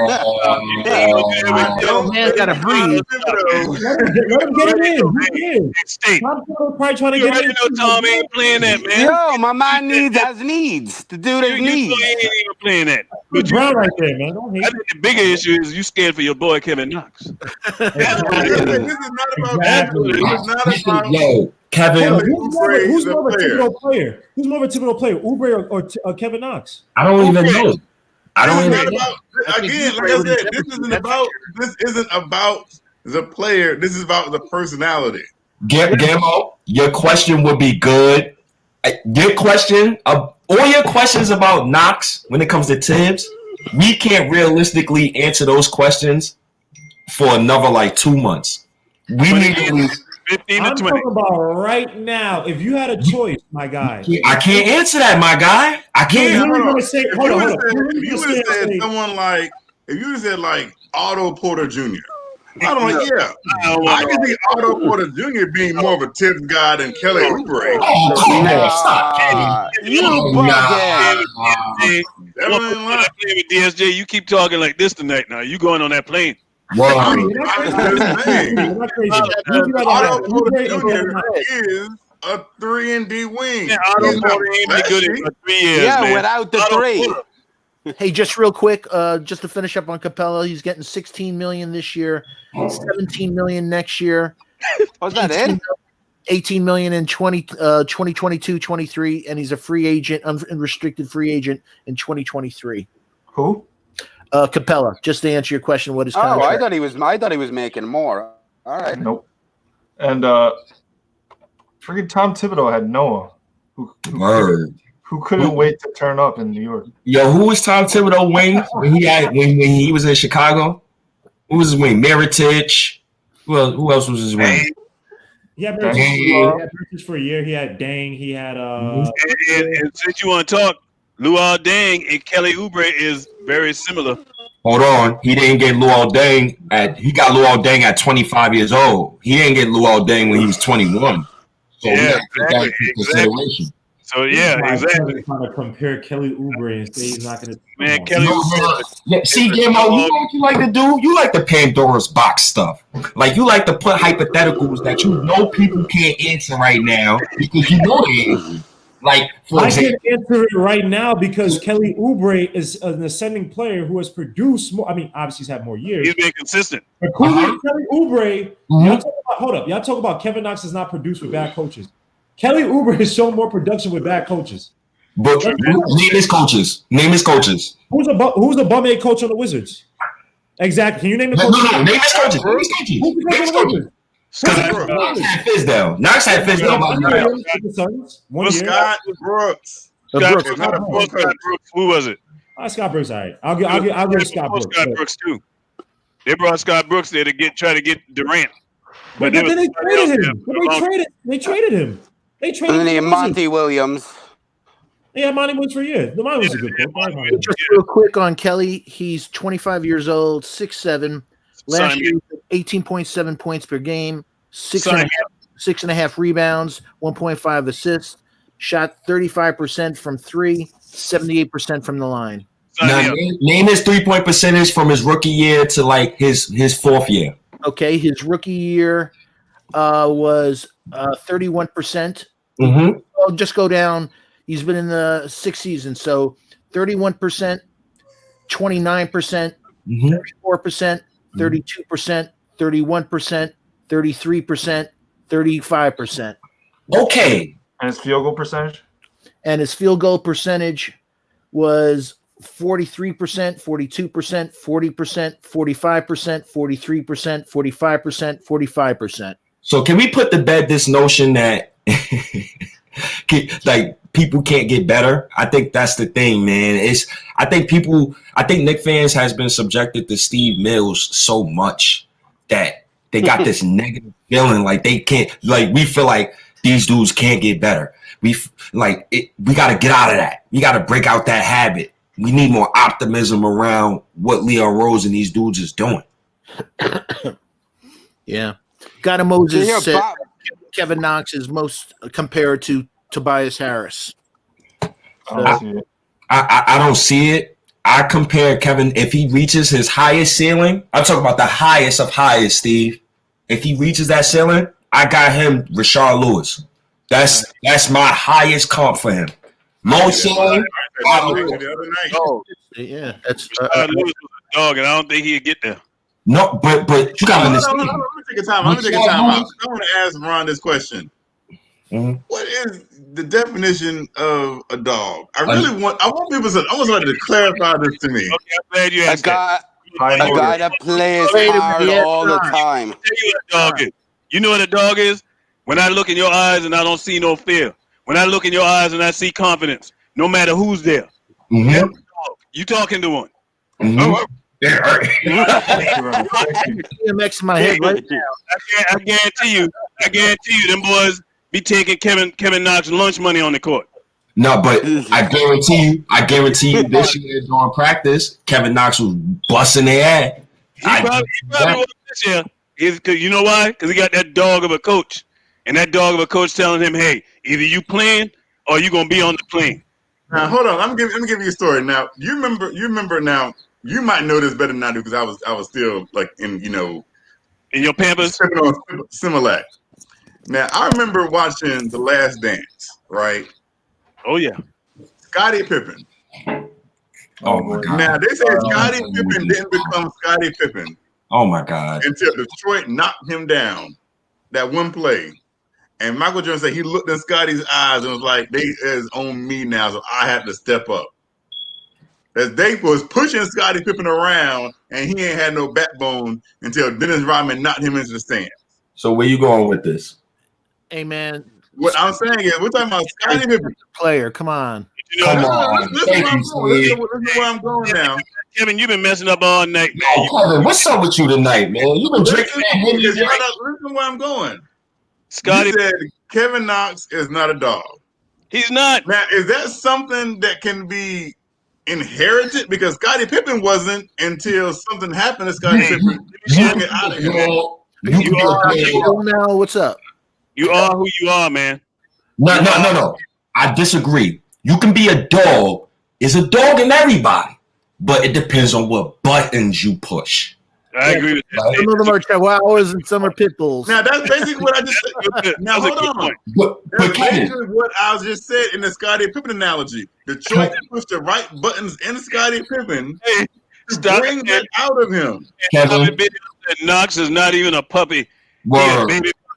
Kevin, I love Knox, but you like it's very Because here's my thing. disrespectful Whenever I bring this up, y'all are thinking I'm comparing Scottie Pippen to him. because I'm that's saying, not you don't I'm bring up a going to this. six-time NBA I'm giving an analogy about can something like that be brought out of a player? Yes. I'm gonna tell you like this. You know how you know Knox ain't no dog? Cause there ain't no way you come into my team and you gonna take my job. When You my know what else how you know he's not a dog? When Zion ripped that ball out of his hands, you could See, that's unfair. Hold on. Look, That's unfair because the rest of that game, Knox outplayed Zion Williams. Thank you, Kevin. Steven, don't cap right now. Kevin Knox outplayed Zion that I'm game. not disputing, but in that play, what do you think Beverly would have done? What happened to the 3 plays prior after that? What happened to 3 plays? I'm not disputing that. He Okay. shot, I think, 5 times that game. say that Knox is a chihuahua. Listen. I'm gonna defend Knox, man, because y'all not gonna sit here and say my man not a dog, man. I think he gave Ben Simmons 31, killed Giannis, gave Giannis 30 plus points. Listen, Knox is a confidence guy, right? We destroyed his confidence last season. This season he regained his confidence. My boy is growing up. Yeah, Latrell Sprewell say he a poodle. He can be a poodle all he want. He can be a poodle all he want. But y'all gotta understand, babies grow. All you do, babies grow. The gentlemen who have kids, I'm pretty sure y'all all have kids, right? I agree. Your first child don't grow up like your second child. Your second child don't grow up like your third child. Give the kids a break. Kevin, I'm gonna need you to stop this I love Kevin Knox, but stop this Scottie Pippen, Michael Jordan analogy. Just throw it in the garbage. Carolina, you should know better than that. We don't have a Jordan on this roster. So I don't want to hear about Scottie Pippen. And plus, why are we bringing up analogy? I'm not comparing. Y'all missed my whole point because y'all think I'm comparing Pippen to number 20. And I'm not comparing Pippen to number 20. The purpose I'm looking at him as my most improved player on the Knicks team. Mm-hmm. I'm looking at him. On December 22nd, and I want y'all to come back to this tape. But him being a dog, number 20, number 20 going to average at least 18. He gonna be a golden doodle. What are you smoking, 18. Kev? I'm live streaming. Yo, I think at the moon rock. Mark it down. At 1:16 on December 22nd. What show is this? This is drugs tonight, brother. This is episode you right now. Yeah, Kevin's drinking. Huh? Kevin's drinking. 36. Hey, Steve, get on the number 20 is going to average 18 a game. How is he going to average 18 a game after you done doodled on the point guard who revived his career the other night? See, this is what I mean by you being disrespectful. Hold on, let me ask you a question. What's one bad thing I said about Quickley? No, what I didn't like that you were saying is name one bad thing I said about Quickley. Man, talk. So you discredited Quickley, and then on top of the fact that we all got eyes. We all watched the last two games, right? What activated Kevin Knox? Emmanuel Quickley. Quickly. Yes, sir. Why? He looked like a dog if you didn't know no better. Quickly, pace and space point guard. That is what Knox flourishes with. There's a reason why Knox flourished with SGA, Shai Gilgeous-Alexander, right? Steve. So we gonna see this 18 points that you speak of. I gotta hit the starting lineup is IQ, RJ, Knox, Randall, Mitch. If that ain't the starting lineup, Knox is not averaging 18 points, my brother. Hey, I'm gonna tell you, State. I'm gonna tell you. I said it earlier before you got on, man, and you just added another cherry on top. If Knox don't perform this year, when will he perform? Let's add up the factors. You got all your Kentucky guys around you. They just brought in a Kentucky point guard for you. They got your coach. We got a coach for you. I mean, everything is set up for Knox, like on a silver platter. So and if he don't eat his plate, somebody gonna come take that plate. Knox, then. It's on Knox, but hey, real quick, Knox is 21. Go ahead. That's all I'm gonna say. Yeah. All I'm saying is when it comes to Knox, if Knox does average 18 points, that new check that he's getting, 20% of it needs to go to Quickley. I agree with you. Agreed. Because I'm telling you, that plane had his luggage on it. Y'all, and I'm not even keeping. That plane had his luggage on it. Because let's be real, offensive wise, he didn't look good until Quickley came in there. Yeah. I mean, but he wasn't bad preseason. He was still He wasn't bad. He just got better with Quickley. He was playing defense, and he was rebounding. But when Quickley came in there, he took off. Yeah. Hey, Freezy, if you're listening, Guillermo's backstage. Could you let him in onto the chat? He just had to refresh his stuff. So thanks. Just real quick, a shout out to the chat. Hope everyone's well. George Alvernia, thanks again. Morning, noon, and night. This guy is fantastic. App Trader, Buds. I love my Buds. Latrell Sprewell is the American Dream. Hope you all as well. Great. Check out his work. Great content developer. Great guy. And please hit those like, subscribe, and reminder buttons to support our boy Freezy. Again, we hit the 1,000 milestone today. Congrats, Freeze, onward to 1,500. Also, shout out to the best mods around, Sima Bodega, New York Knicks. As always, your efforts are greatly appreciated. And again, don't forget to check out Knicks Morning Drive at 8:45. Ron was on this morning with Ghetto Intellect, one of my favorites. Man, he's good. He's real good. He's like Master Po to me, man. He's like from Kung Fu. He's always spitting out some wisdom. I'm like, man, that man is deep. So is Biz Ballin, man. Biz Ballin, a.k.a. Day A, man. He knows his stuff. So I love listening to those. So they make is really good. So, hey, God of Moses, hope all is well. So, thanks, chat. So, back to you guys.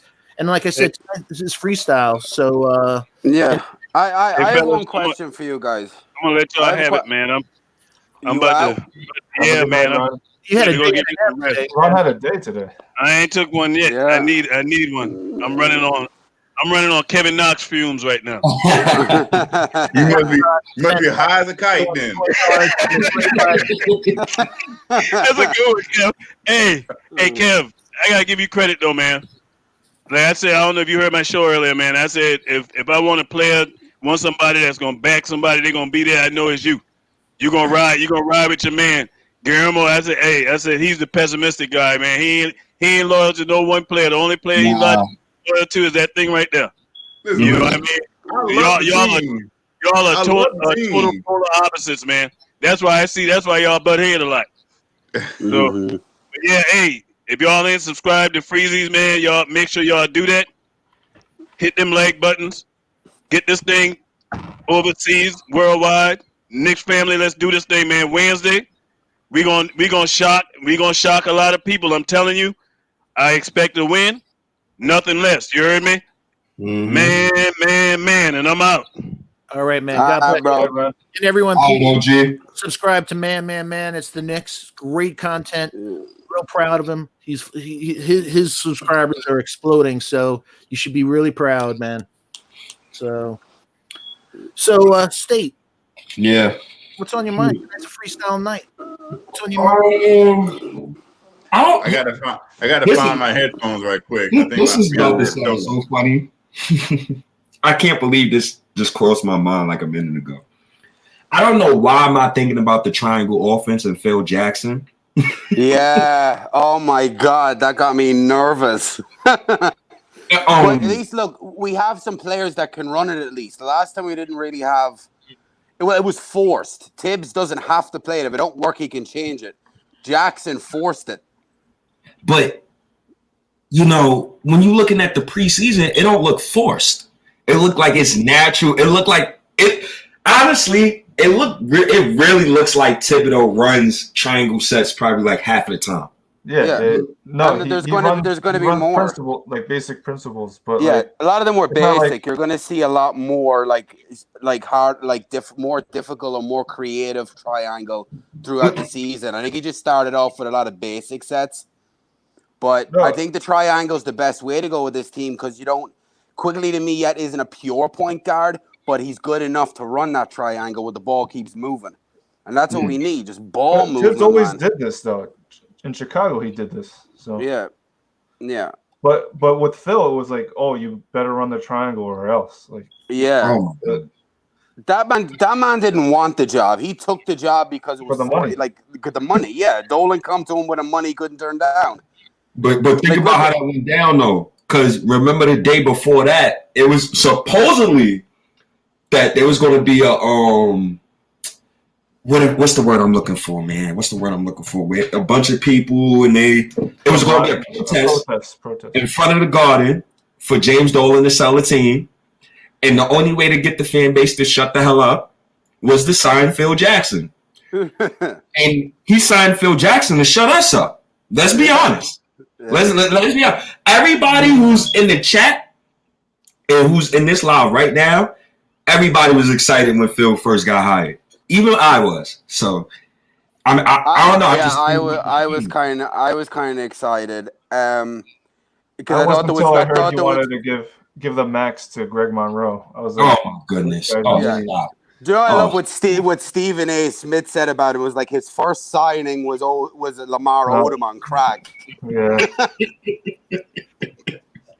but the reason why I think about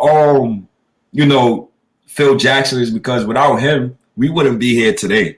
So I think a lot of people owes Phil Jackson a lot of gratitude. No, we'd be better. He put us where we are rebuilding again. Yeah. He had the team going somewhere, and then the team won, was it 50 something games? He tore the team down. Team started getting slowly better, and he tore it down again. Because when you think about it, the year that he was supposed to take, I think that was the same year that he re-signed Melo. Am I bugging? That was the same year. And they drafted Porzingis that year. I'm talking about the year when he gave Carmelo the no trade clause. That was the same year. Oh. Was it the same year or was it the year before? It was the year before.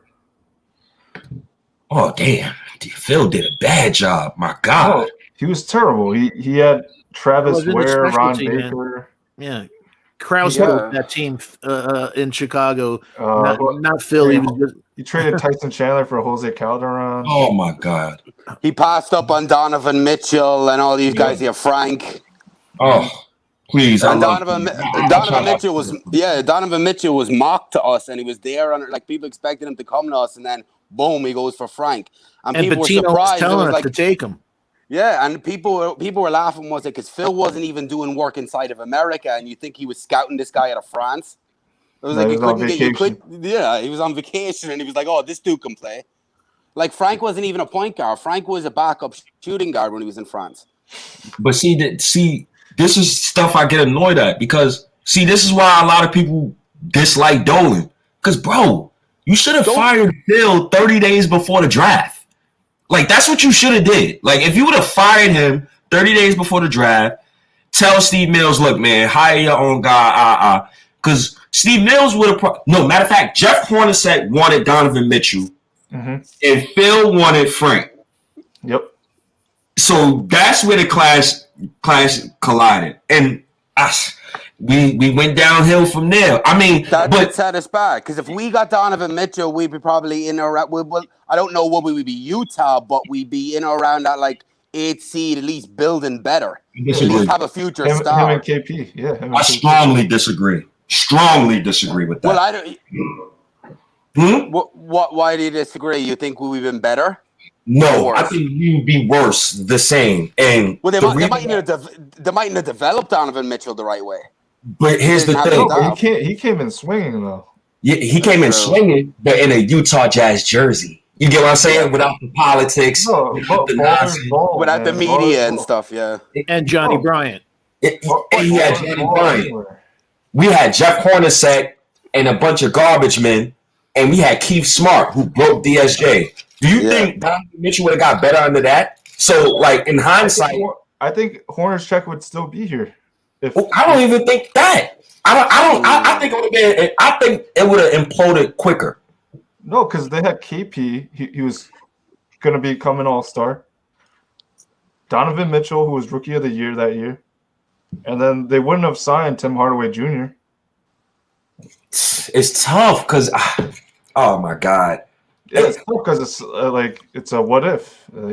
So I try to think. I try to be optimistic about everything. Like drafting Frank led us to draft Kevin Knox. Drafting Kevin Knox led us to draft RJ Barrett. RJ, which isn't the bad thing. So that's why I say the rebuild started last year. People say the rebuild started with Porzingis. No, once Porzingis was traded, that was the start of a new rebuild. Agree. Yeah. Agree. Yeah, I agree with that too. Agree. I think Porzingis set us back. That trade was so disgusting that I think it set the Knicks back about 2-3 seasons.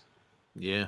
His damn brother, man, was a cancer. We have to see what the pick turns out to be because the thing is with KP out, Luka's going to have a lot of pressure and he's going to be playing 40 minutes and he could end up getting hurt or something could happen because that Mavs team got worse over the offseason. So they got better. They got Josh Richardson. No, they got a little better. They got a little better. Not much. When you look at that roster, like if you take Luka out of that roster, that team's a below lottery team, like the Knicks are, the same position as the Knicks. As soon as you take Luka out. But they have Luka, so you can't just take Luka out. No, but I'm just saying is that he's had a lot of minutes since he's been in, and he's gonna have like 40+ minutes again this year. He's young. So here's the even big question. But he's been playing pro ball, playing 30+ minutes since he was about 15, 16. Yeah, exactly. So it's gonna hit him. Sometime it's gonna hit him. I wouldn't bet on it. So no, I'm not saying on it now. I'm not going to bet on it. Of course not. I don't want to see somebody get hurt. But I'm just saying when a man plays against a boy, eventually that boy, even though you stood up, that's abuse on your body, man. These Serbians are freaking built different, man. I don't know. What they're, I don't know what they eat, man. Slovakian, yeah. Yeah, All them Eastern European boys, they're tough. yeah. You really think Luka got that LeBron impact though? I don't see it. Like I like the 30, 10, and 10, but I don't see the LeBron. Like, listen, LeBron at 21 took a bunch of plumbers to the finals. We gonna be very respectful right now. Luka ain't LeBron. So since Luka ain't LeBron, no, I didn't say that. I didn't say that. Yeah, no, I'm just saying in general. I'm just saying in general because Luka had the second best season I've ever seen. Like that season was ridiculous. It was like LeBron. Mm-hmm. But for Luka to win 45 plus games next season, he gotta have that LeBron effect. Because he had KP most of last year. But he lost him in the playoffs. Now we don't have him in the regular season. The Suns got better. Golden State's going to be back. That got tough, so they might be able to. They might slip out of the playoffs. So if they start to slip out of the playoffs, they're going to play Luka more to get wins. Yeah, okay, yeah, but still, you have more teams got better than worse. Oh, so it's going to be tough for them. New Orleans got worse. Remember that? Hey, remember one thing: Luka shot 31% from 3 last year. Yeah. On a high volume, though. Yeah, he takes a lot. Yeah, he takes like what everything 7 he shots does a game. is high volume. Well, you right about that, man. Damn, I wish we had a Luka Doncic on this Knicks roster. Oh my god. Let me ask y'all a question. Yeah. I don't know if this is the been asked because they ever keep hearing, "Oh, we had this play, this play." What can RJ be our best player, and what is RJ's ceiling? Jimmy Butler. Can I one up you? Take it, Steve. Go ahead. This might sound dumb as hell, but I don't care. That's my specialty. I like Brandon Roy. I ain't gonna I remember him before the injury. He was tough, man. I'm thinking of RJ at 24. I like Brandon Roy comparisons there. That's why I think Cade Cunningham is. I like that state. Cade is a funny dude. Cause like I think he's a shooting guard. I don't see it. Like he was 1 for 6. Cade Cunningham. Yeah, like he was 1 for 6 the other day. He had 3 assists, 6 turnovers. So I know it's a game that can happen to anyone, but at this point, man. I think Jalen Suggs is coming for that first overall pick. He's right behind him. He's closing it. Yeah. That's my guy stealing my line. Yeah, you want to know what's so crazy about that? RJ Barrett had a better freshman season starting than both of those dudes. That's what's so crazy. RJ looked better in college than Cade Cunningham looks right now. Mm-hmm. But he had a better team around him. So. Well, yeah. But I've heard.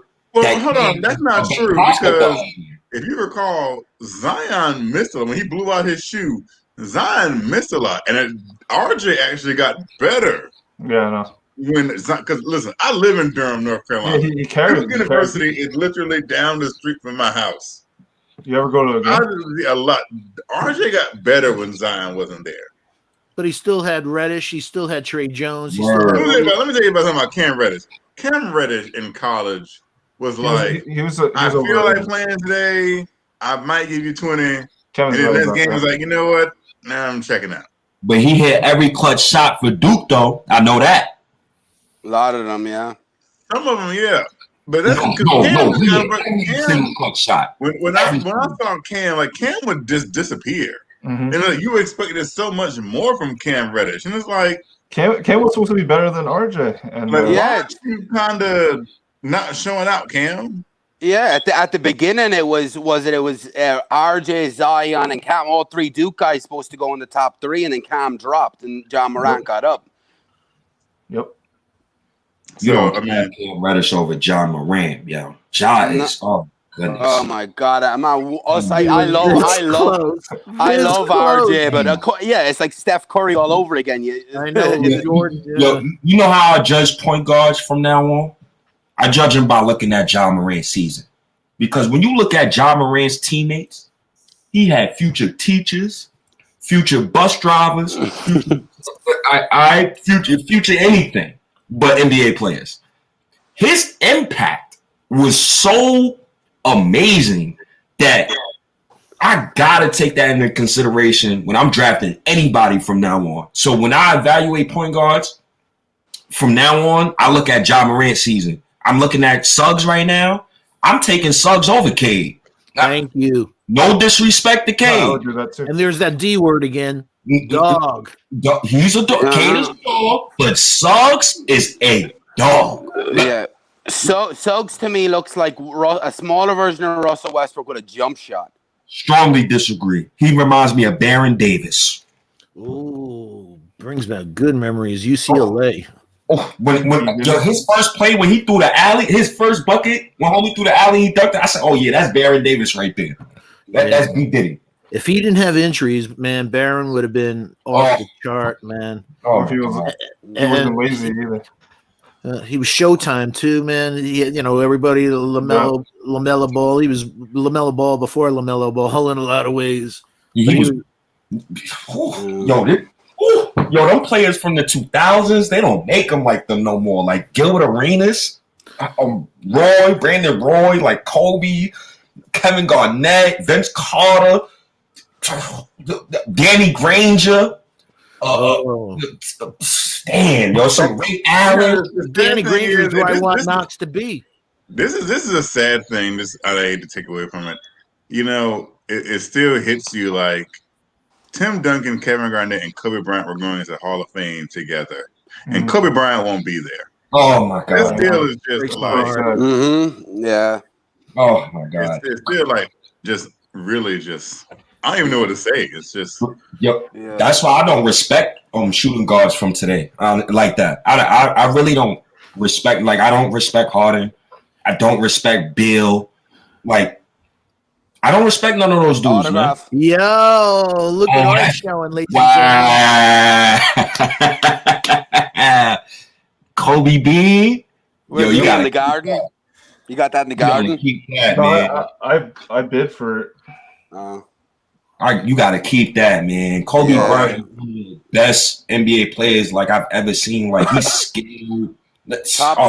Top 3, top 4 easily. Yeah. Of all time. The reason I like RJ is because he's old school. He has those traits of those guys from that time.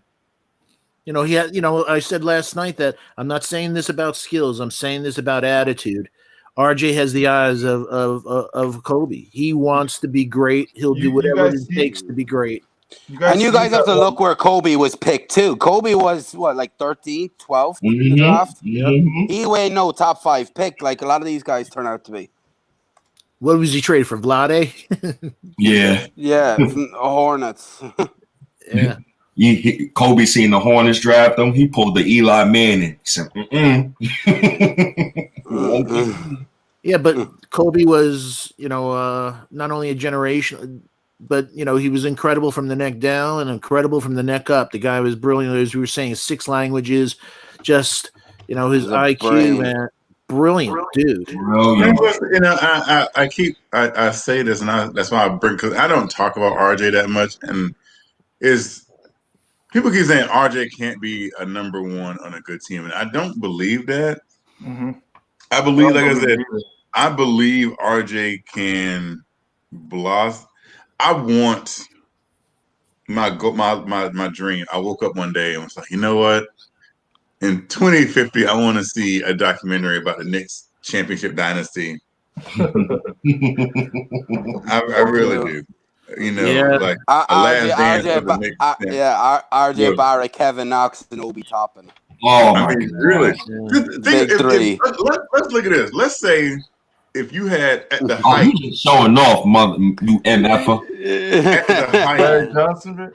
Oh, Larry. You had like Blake. You the running Rebels. If you had like Blake Griffin, Rashard Lewis, and Brandon Roy all on one team at the height of what they were doing. What y'all know about Grandma Mom? Wow. Steve Urkel, man. Grandma Mom, man. What y'all know about that, man? Love my Knicks, man. 20, Kevin Knox. I just think like Kevin Knox autograph. I'm kidding. It says Allen Houston. All I got is a statue from Led Zeppelin that was on their Presence album. Hey, our friend Latrell said one of his two favorite players to watch was T-Mac and Iverson. And that's another good one. T-Mac, if he didn't have the injuries, he was up. My God, if Iverson could share the ball a little bit more. You would not disrespect me. No, I'm just saying is Iverson's possibly could have been the greatest of all time. I ain't disrespecting Iverson. I ain't disrespecting Iverson. Believe me, that guy was. Thank God, my boy Guillermo's back. Yeah. Oh, yay! Oh crap! I was in a chat talking. You guys said Kobe's top 10. I got so much respect for Kobe. Rest in peace. He's not top 5. Get out of this chat, Guillermo. Leave right now. Seriously, not top 5. Nah, he's not top 5. He top 10 though. Over Jordan, Magic, Kareem, Bill Russell. I'm saying just at the position, no doubt. At his position. At his position. Oh, okay, yeah, at his position, yeah. Wait, where's LeBron? What are we talking about here? LeBron, I think, is better than Kobe. He's number 2 all time. He's number 2. I'm gonna go. LeBron could be in the top 5. Yo, LeBron could be in the top 5, but for his position, Kobe for his position, easily top 5, easily for his position. Top 2. Jordan and Kobe. Then it's Wade, and everything else is up for grabs. 4 could be R.J. Barrett. I love Wade, man. I love Wade. Loved him from Marquette on. He was never able to shoot from perimeter, right? But he was probably, first of all, defensively, he gets underrated. I believe he's the only player to have 100 blocks and 100 steals. Only shooting guard. That's a fact. And he leads the shooting guard. He leads the shooting guards in NBA history in blocks as well. That's a fact. Right. So he gets no love, and he carried teams to the playoffs. Remember that one year he carried was it Lamar Odom Smush? Was it that team? So my thing, hold on, I want to take a time out. So Guillermo, who is your top 10 players of all time if Kobe Bryant's not one of them? Or can we do it this way? Top players by position. Your top players by top 5 by position. I mean, that's hard, but I said top for position. Kobe's is there, top 5 easily. He's number 2. He's number 2 at shooting guard for sure. Can I kick it off? Right. Go ahead. Stockton's my point guard. Jordan Magic? Yeah. Oh, well, wow. You're right. Magic is an anomaly, man. That's 6'9", but from a pure point guard to run it, I love Stockton. So I had Stockton. I have Michael. I have Kareem at my center. I have Karl Malone at my as my power forward, and my 3. There's so many, man. I don't know, Julius. Julius Randle. Dr. J, man. No, that's good. So what do you got? Point guard, it got. Oh, my bad. Go ahead, Kevin. I was talking about. I would say Stockton. I would say Stockton, just for longevity and production. Stockton, Jordan. Here's a monkey wrench for you. Larry Bird. You guys are disrespectful. I agree with you. That's not disrespectful whatsoever. That's a Tim Duncan. Great pick. If you want that. Yep. I agree with that. And center to me is like the most complicated one. Yep. I would say Wilt. Okay. Chamberlain. That's a good one. Yeah. So I got Wilt, Duncan, Bird, Jordan, and Stockton. Okay, Kevin. Okay, let me ask you this. You got a lot of finesse guys in that 3 to what? No, not finesse. I mean, you wouldn't have picked. All right, I'll let it get to me because we're doing a lineup or we're just doing Here's my thing. I got stone cold killers on my lineup. You do. But I think you would have. I think at center you would have done better with Shaq. But I mean, here's my thing about Wilt. Like I said with Wilt, the man put up 100. There's no video. Wait a minute. That was a different game. You don't have It's a different game. It was a different game. You didn't have 7-footers on every team, and especially talented 7-footers on every team. Here's the sad thing. You know what team you put it at 100 points against? The Knicks. But you also know who shut him down, because Wilt was a guy who was he was a physical alien, right? Russell. But Russell shut him down at 6'9". Right. And Willis Reed busted his ass in the finals. If you don't stop being disrespectful, one leg. You could have. So I'm saying you could have picked, because Shaq, as dominant as Shaq was, he's probably also an underachiever. Because he could have more championships. I mean, his name Wilt technically, and as dominant as Wilt was, you could say Wilt underachieved. Wilt definitely. Wilt Chamberlain definitely achieved. What got a ring though? But you know, 2 he got or 1. But he was. He got 1. He was Joe Stick. You know, he was his assist one year. Wilt. You know, he was more multi-dimensional than people. You know, I'm old, so I saw Wilt at the end. He averaged like 50 and 20 one year. Yeah, I'm telling you, man. So it's the same thing about Oscar Robertson. That this generation, Oscar Robertson, a triple-double, but a real triple-double, not a one like a Westbrook puts up. Why are you being very disrespectful right now? You're being very disrespectful to Russell Westbrook. Who? Steven. He's being very Russell Westbrook is a top 10 point guard of all time. No, he's not. Overrated. Steven, I agree. Kill me now.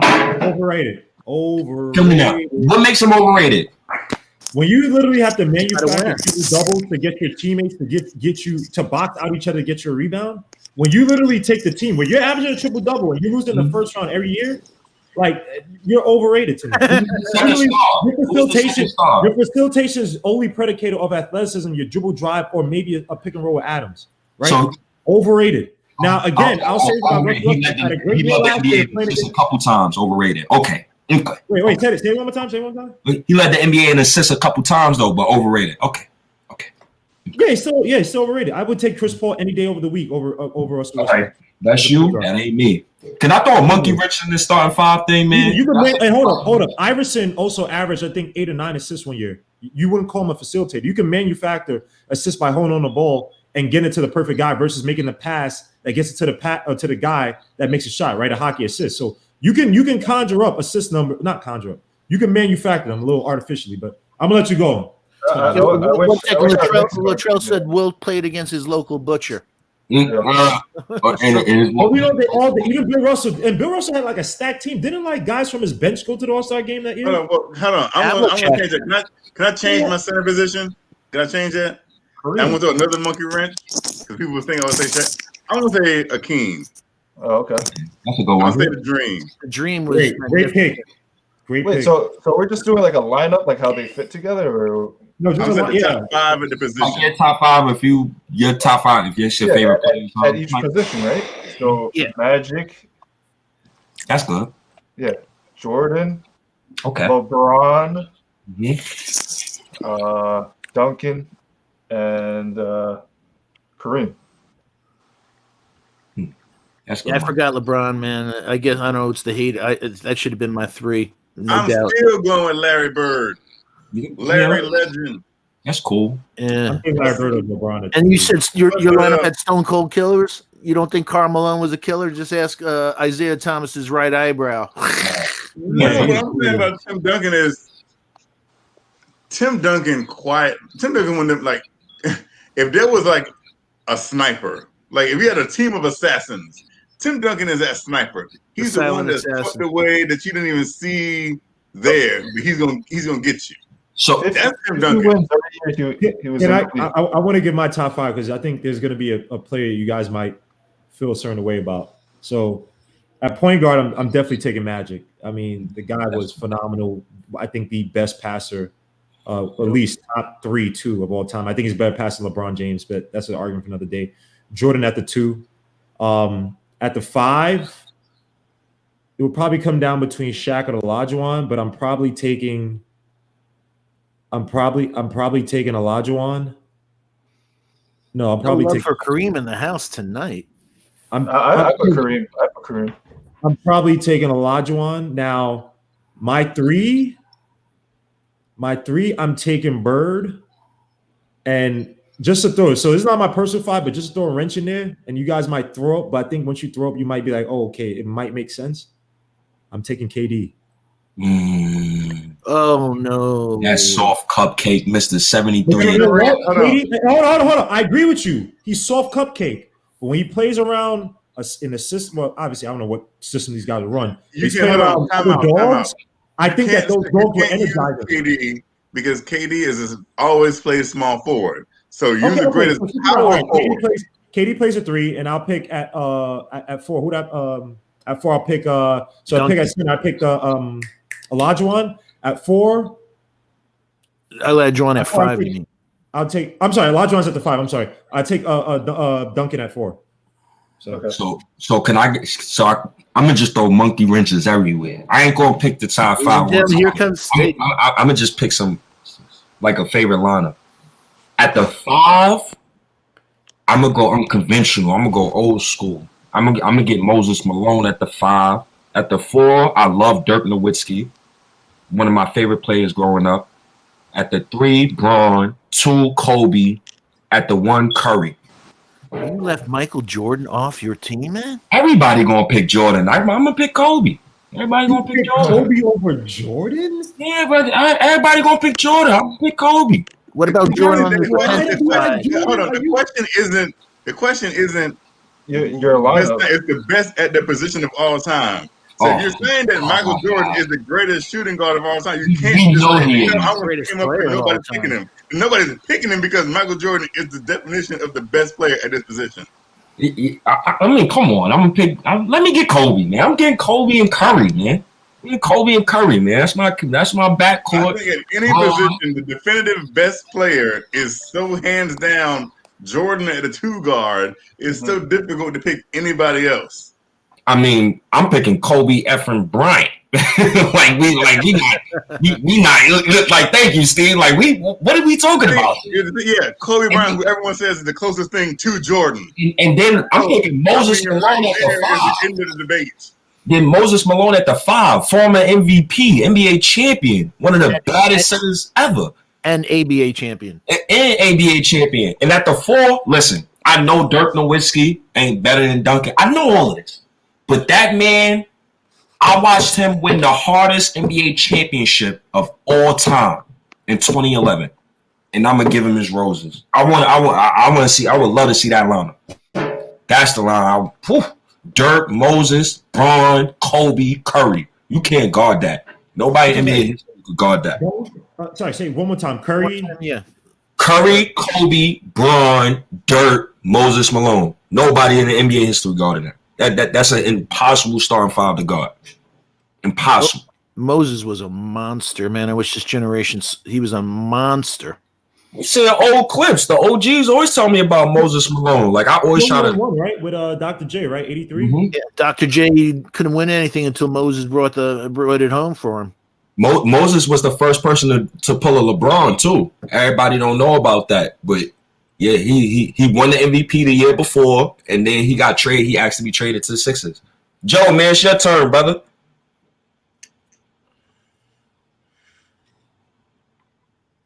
Can't hear him. I think you're muted, Joe. Mute yourself. Unmute yourself. Sorry, there you go. Can you hear me now? Yes, sir. Yeah. All right, I go Magic at the 1, Jordan at the 2, LeBron at the 3, Larry Bird at the 4, and Larry Bird is a 3. Mikhail was the 4. I don't know who to put at the center. I'm trying to think. Probably Bill Russell. Mm. Yeah.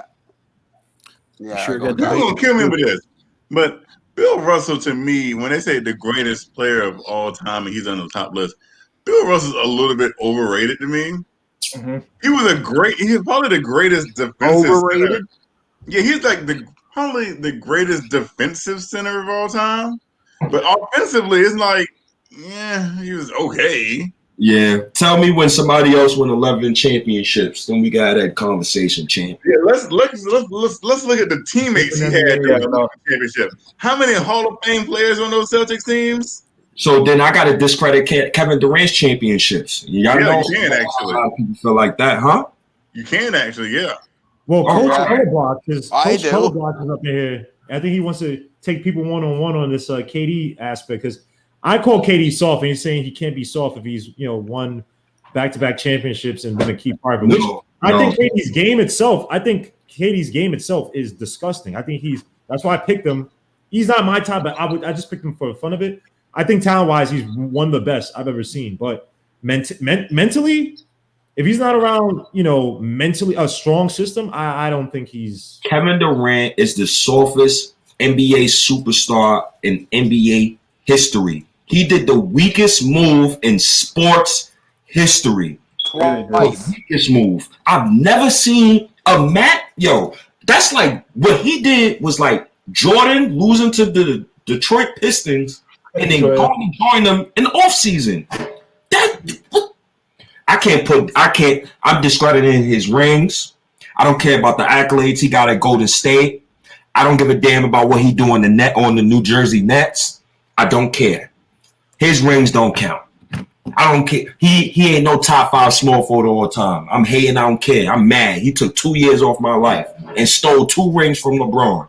You goddamn thief. Hold on. Can I ask you a question? Somebody just asked me. He asked me to ask the panel, who would you rather have, Dirk Nowitzki or KD? Dirk, easy. Dirk a dog. I take KD. I take KD. I take the man who won a championship the hard way. Who took out Hall of Famers the hard way. That's actually not an easy question because Dirk. I mean, he had Josh Richardson and Eric Lampierre and those guys. Like, dog, Dirk was a dog. Dirk was next to Kareem Skyhook and Tim Duncan's bank shot. That back fadeaway from Dirk was probably the third most unstoppable move. Unstoppable. And you know what? In the history of the game. You know who's developing that a little bit, Kevin? Your boy Jokic. He's trying to mimic that same thing, man. Not the same style, but that lean back kind of. He has a long way to go before he gets Dirk. Oh yeah. He will never be Dirk. It's not easy. That's not an easy one. I don't know. We will never see a Dirk Nowitzki type power forward drafted in the NBA for a long word.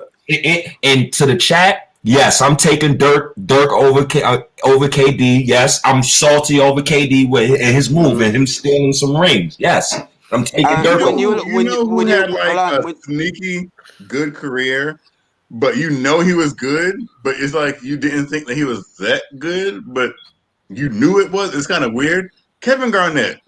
Because if you look at Kevin Garnett's numbers, it's like you knew Kevin Garnett was good. But like, when did he score like 26,000 points? Like, when did that happen?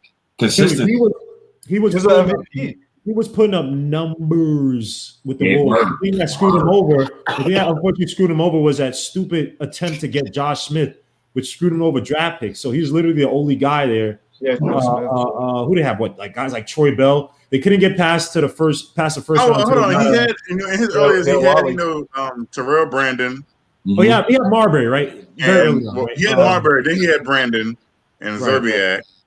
And give you like a healthy 16. Remember, he had Sam Cassell, and then Sam Cassell hurt his hip in the Western Conference Finals doing the discount double check. So they were supposed to win that final. And it was rumored that the Timberwolves were supposed to trade for Allen Iverson. I think it was I forgot what year, but the Timberwolves were supposed to trade for Allen Iverson. And there was another rumor that the 76ers in 2000 were supposed to trade for Tracy McGrady. And another rumor is that Tim Duncan in 2000 was supposed to go to Orlando, but Doc Rivers didn't want Duncan family on the team plane. No, his groupies.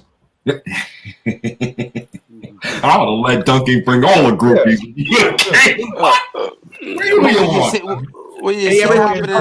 For half a sec. Just wanted to shout out to the chat.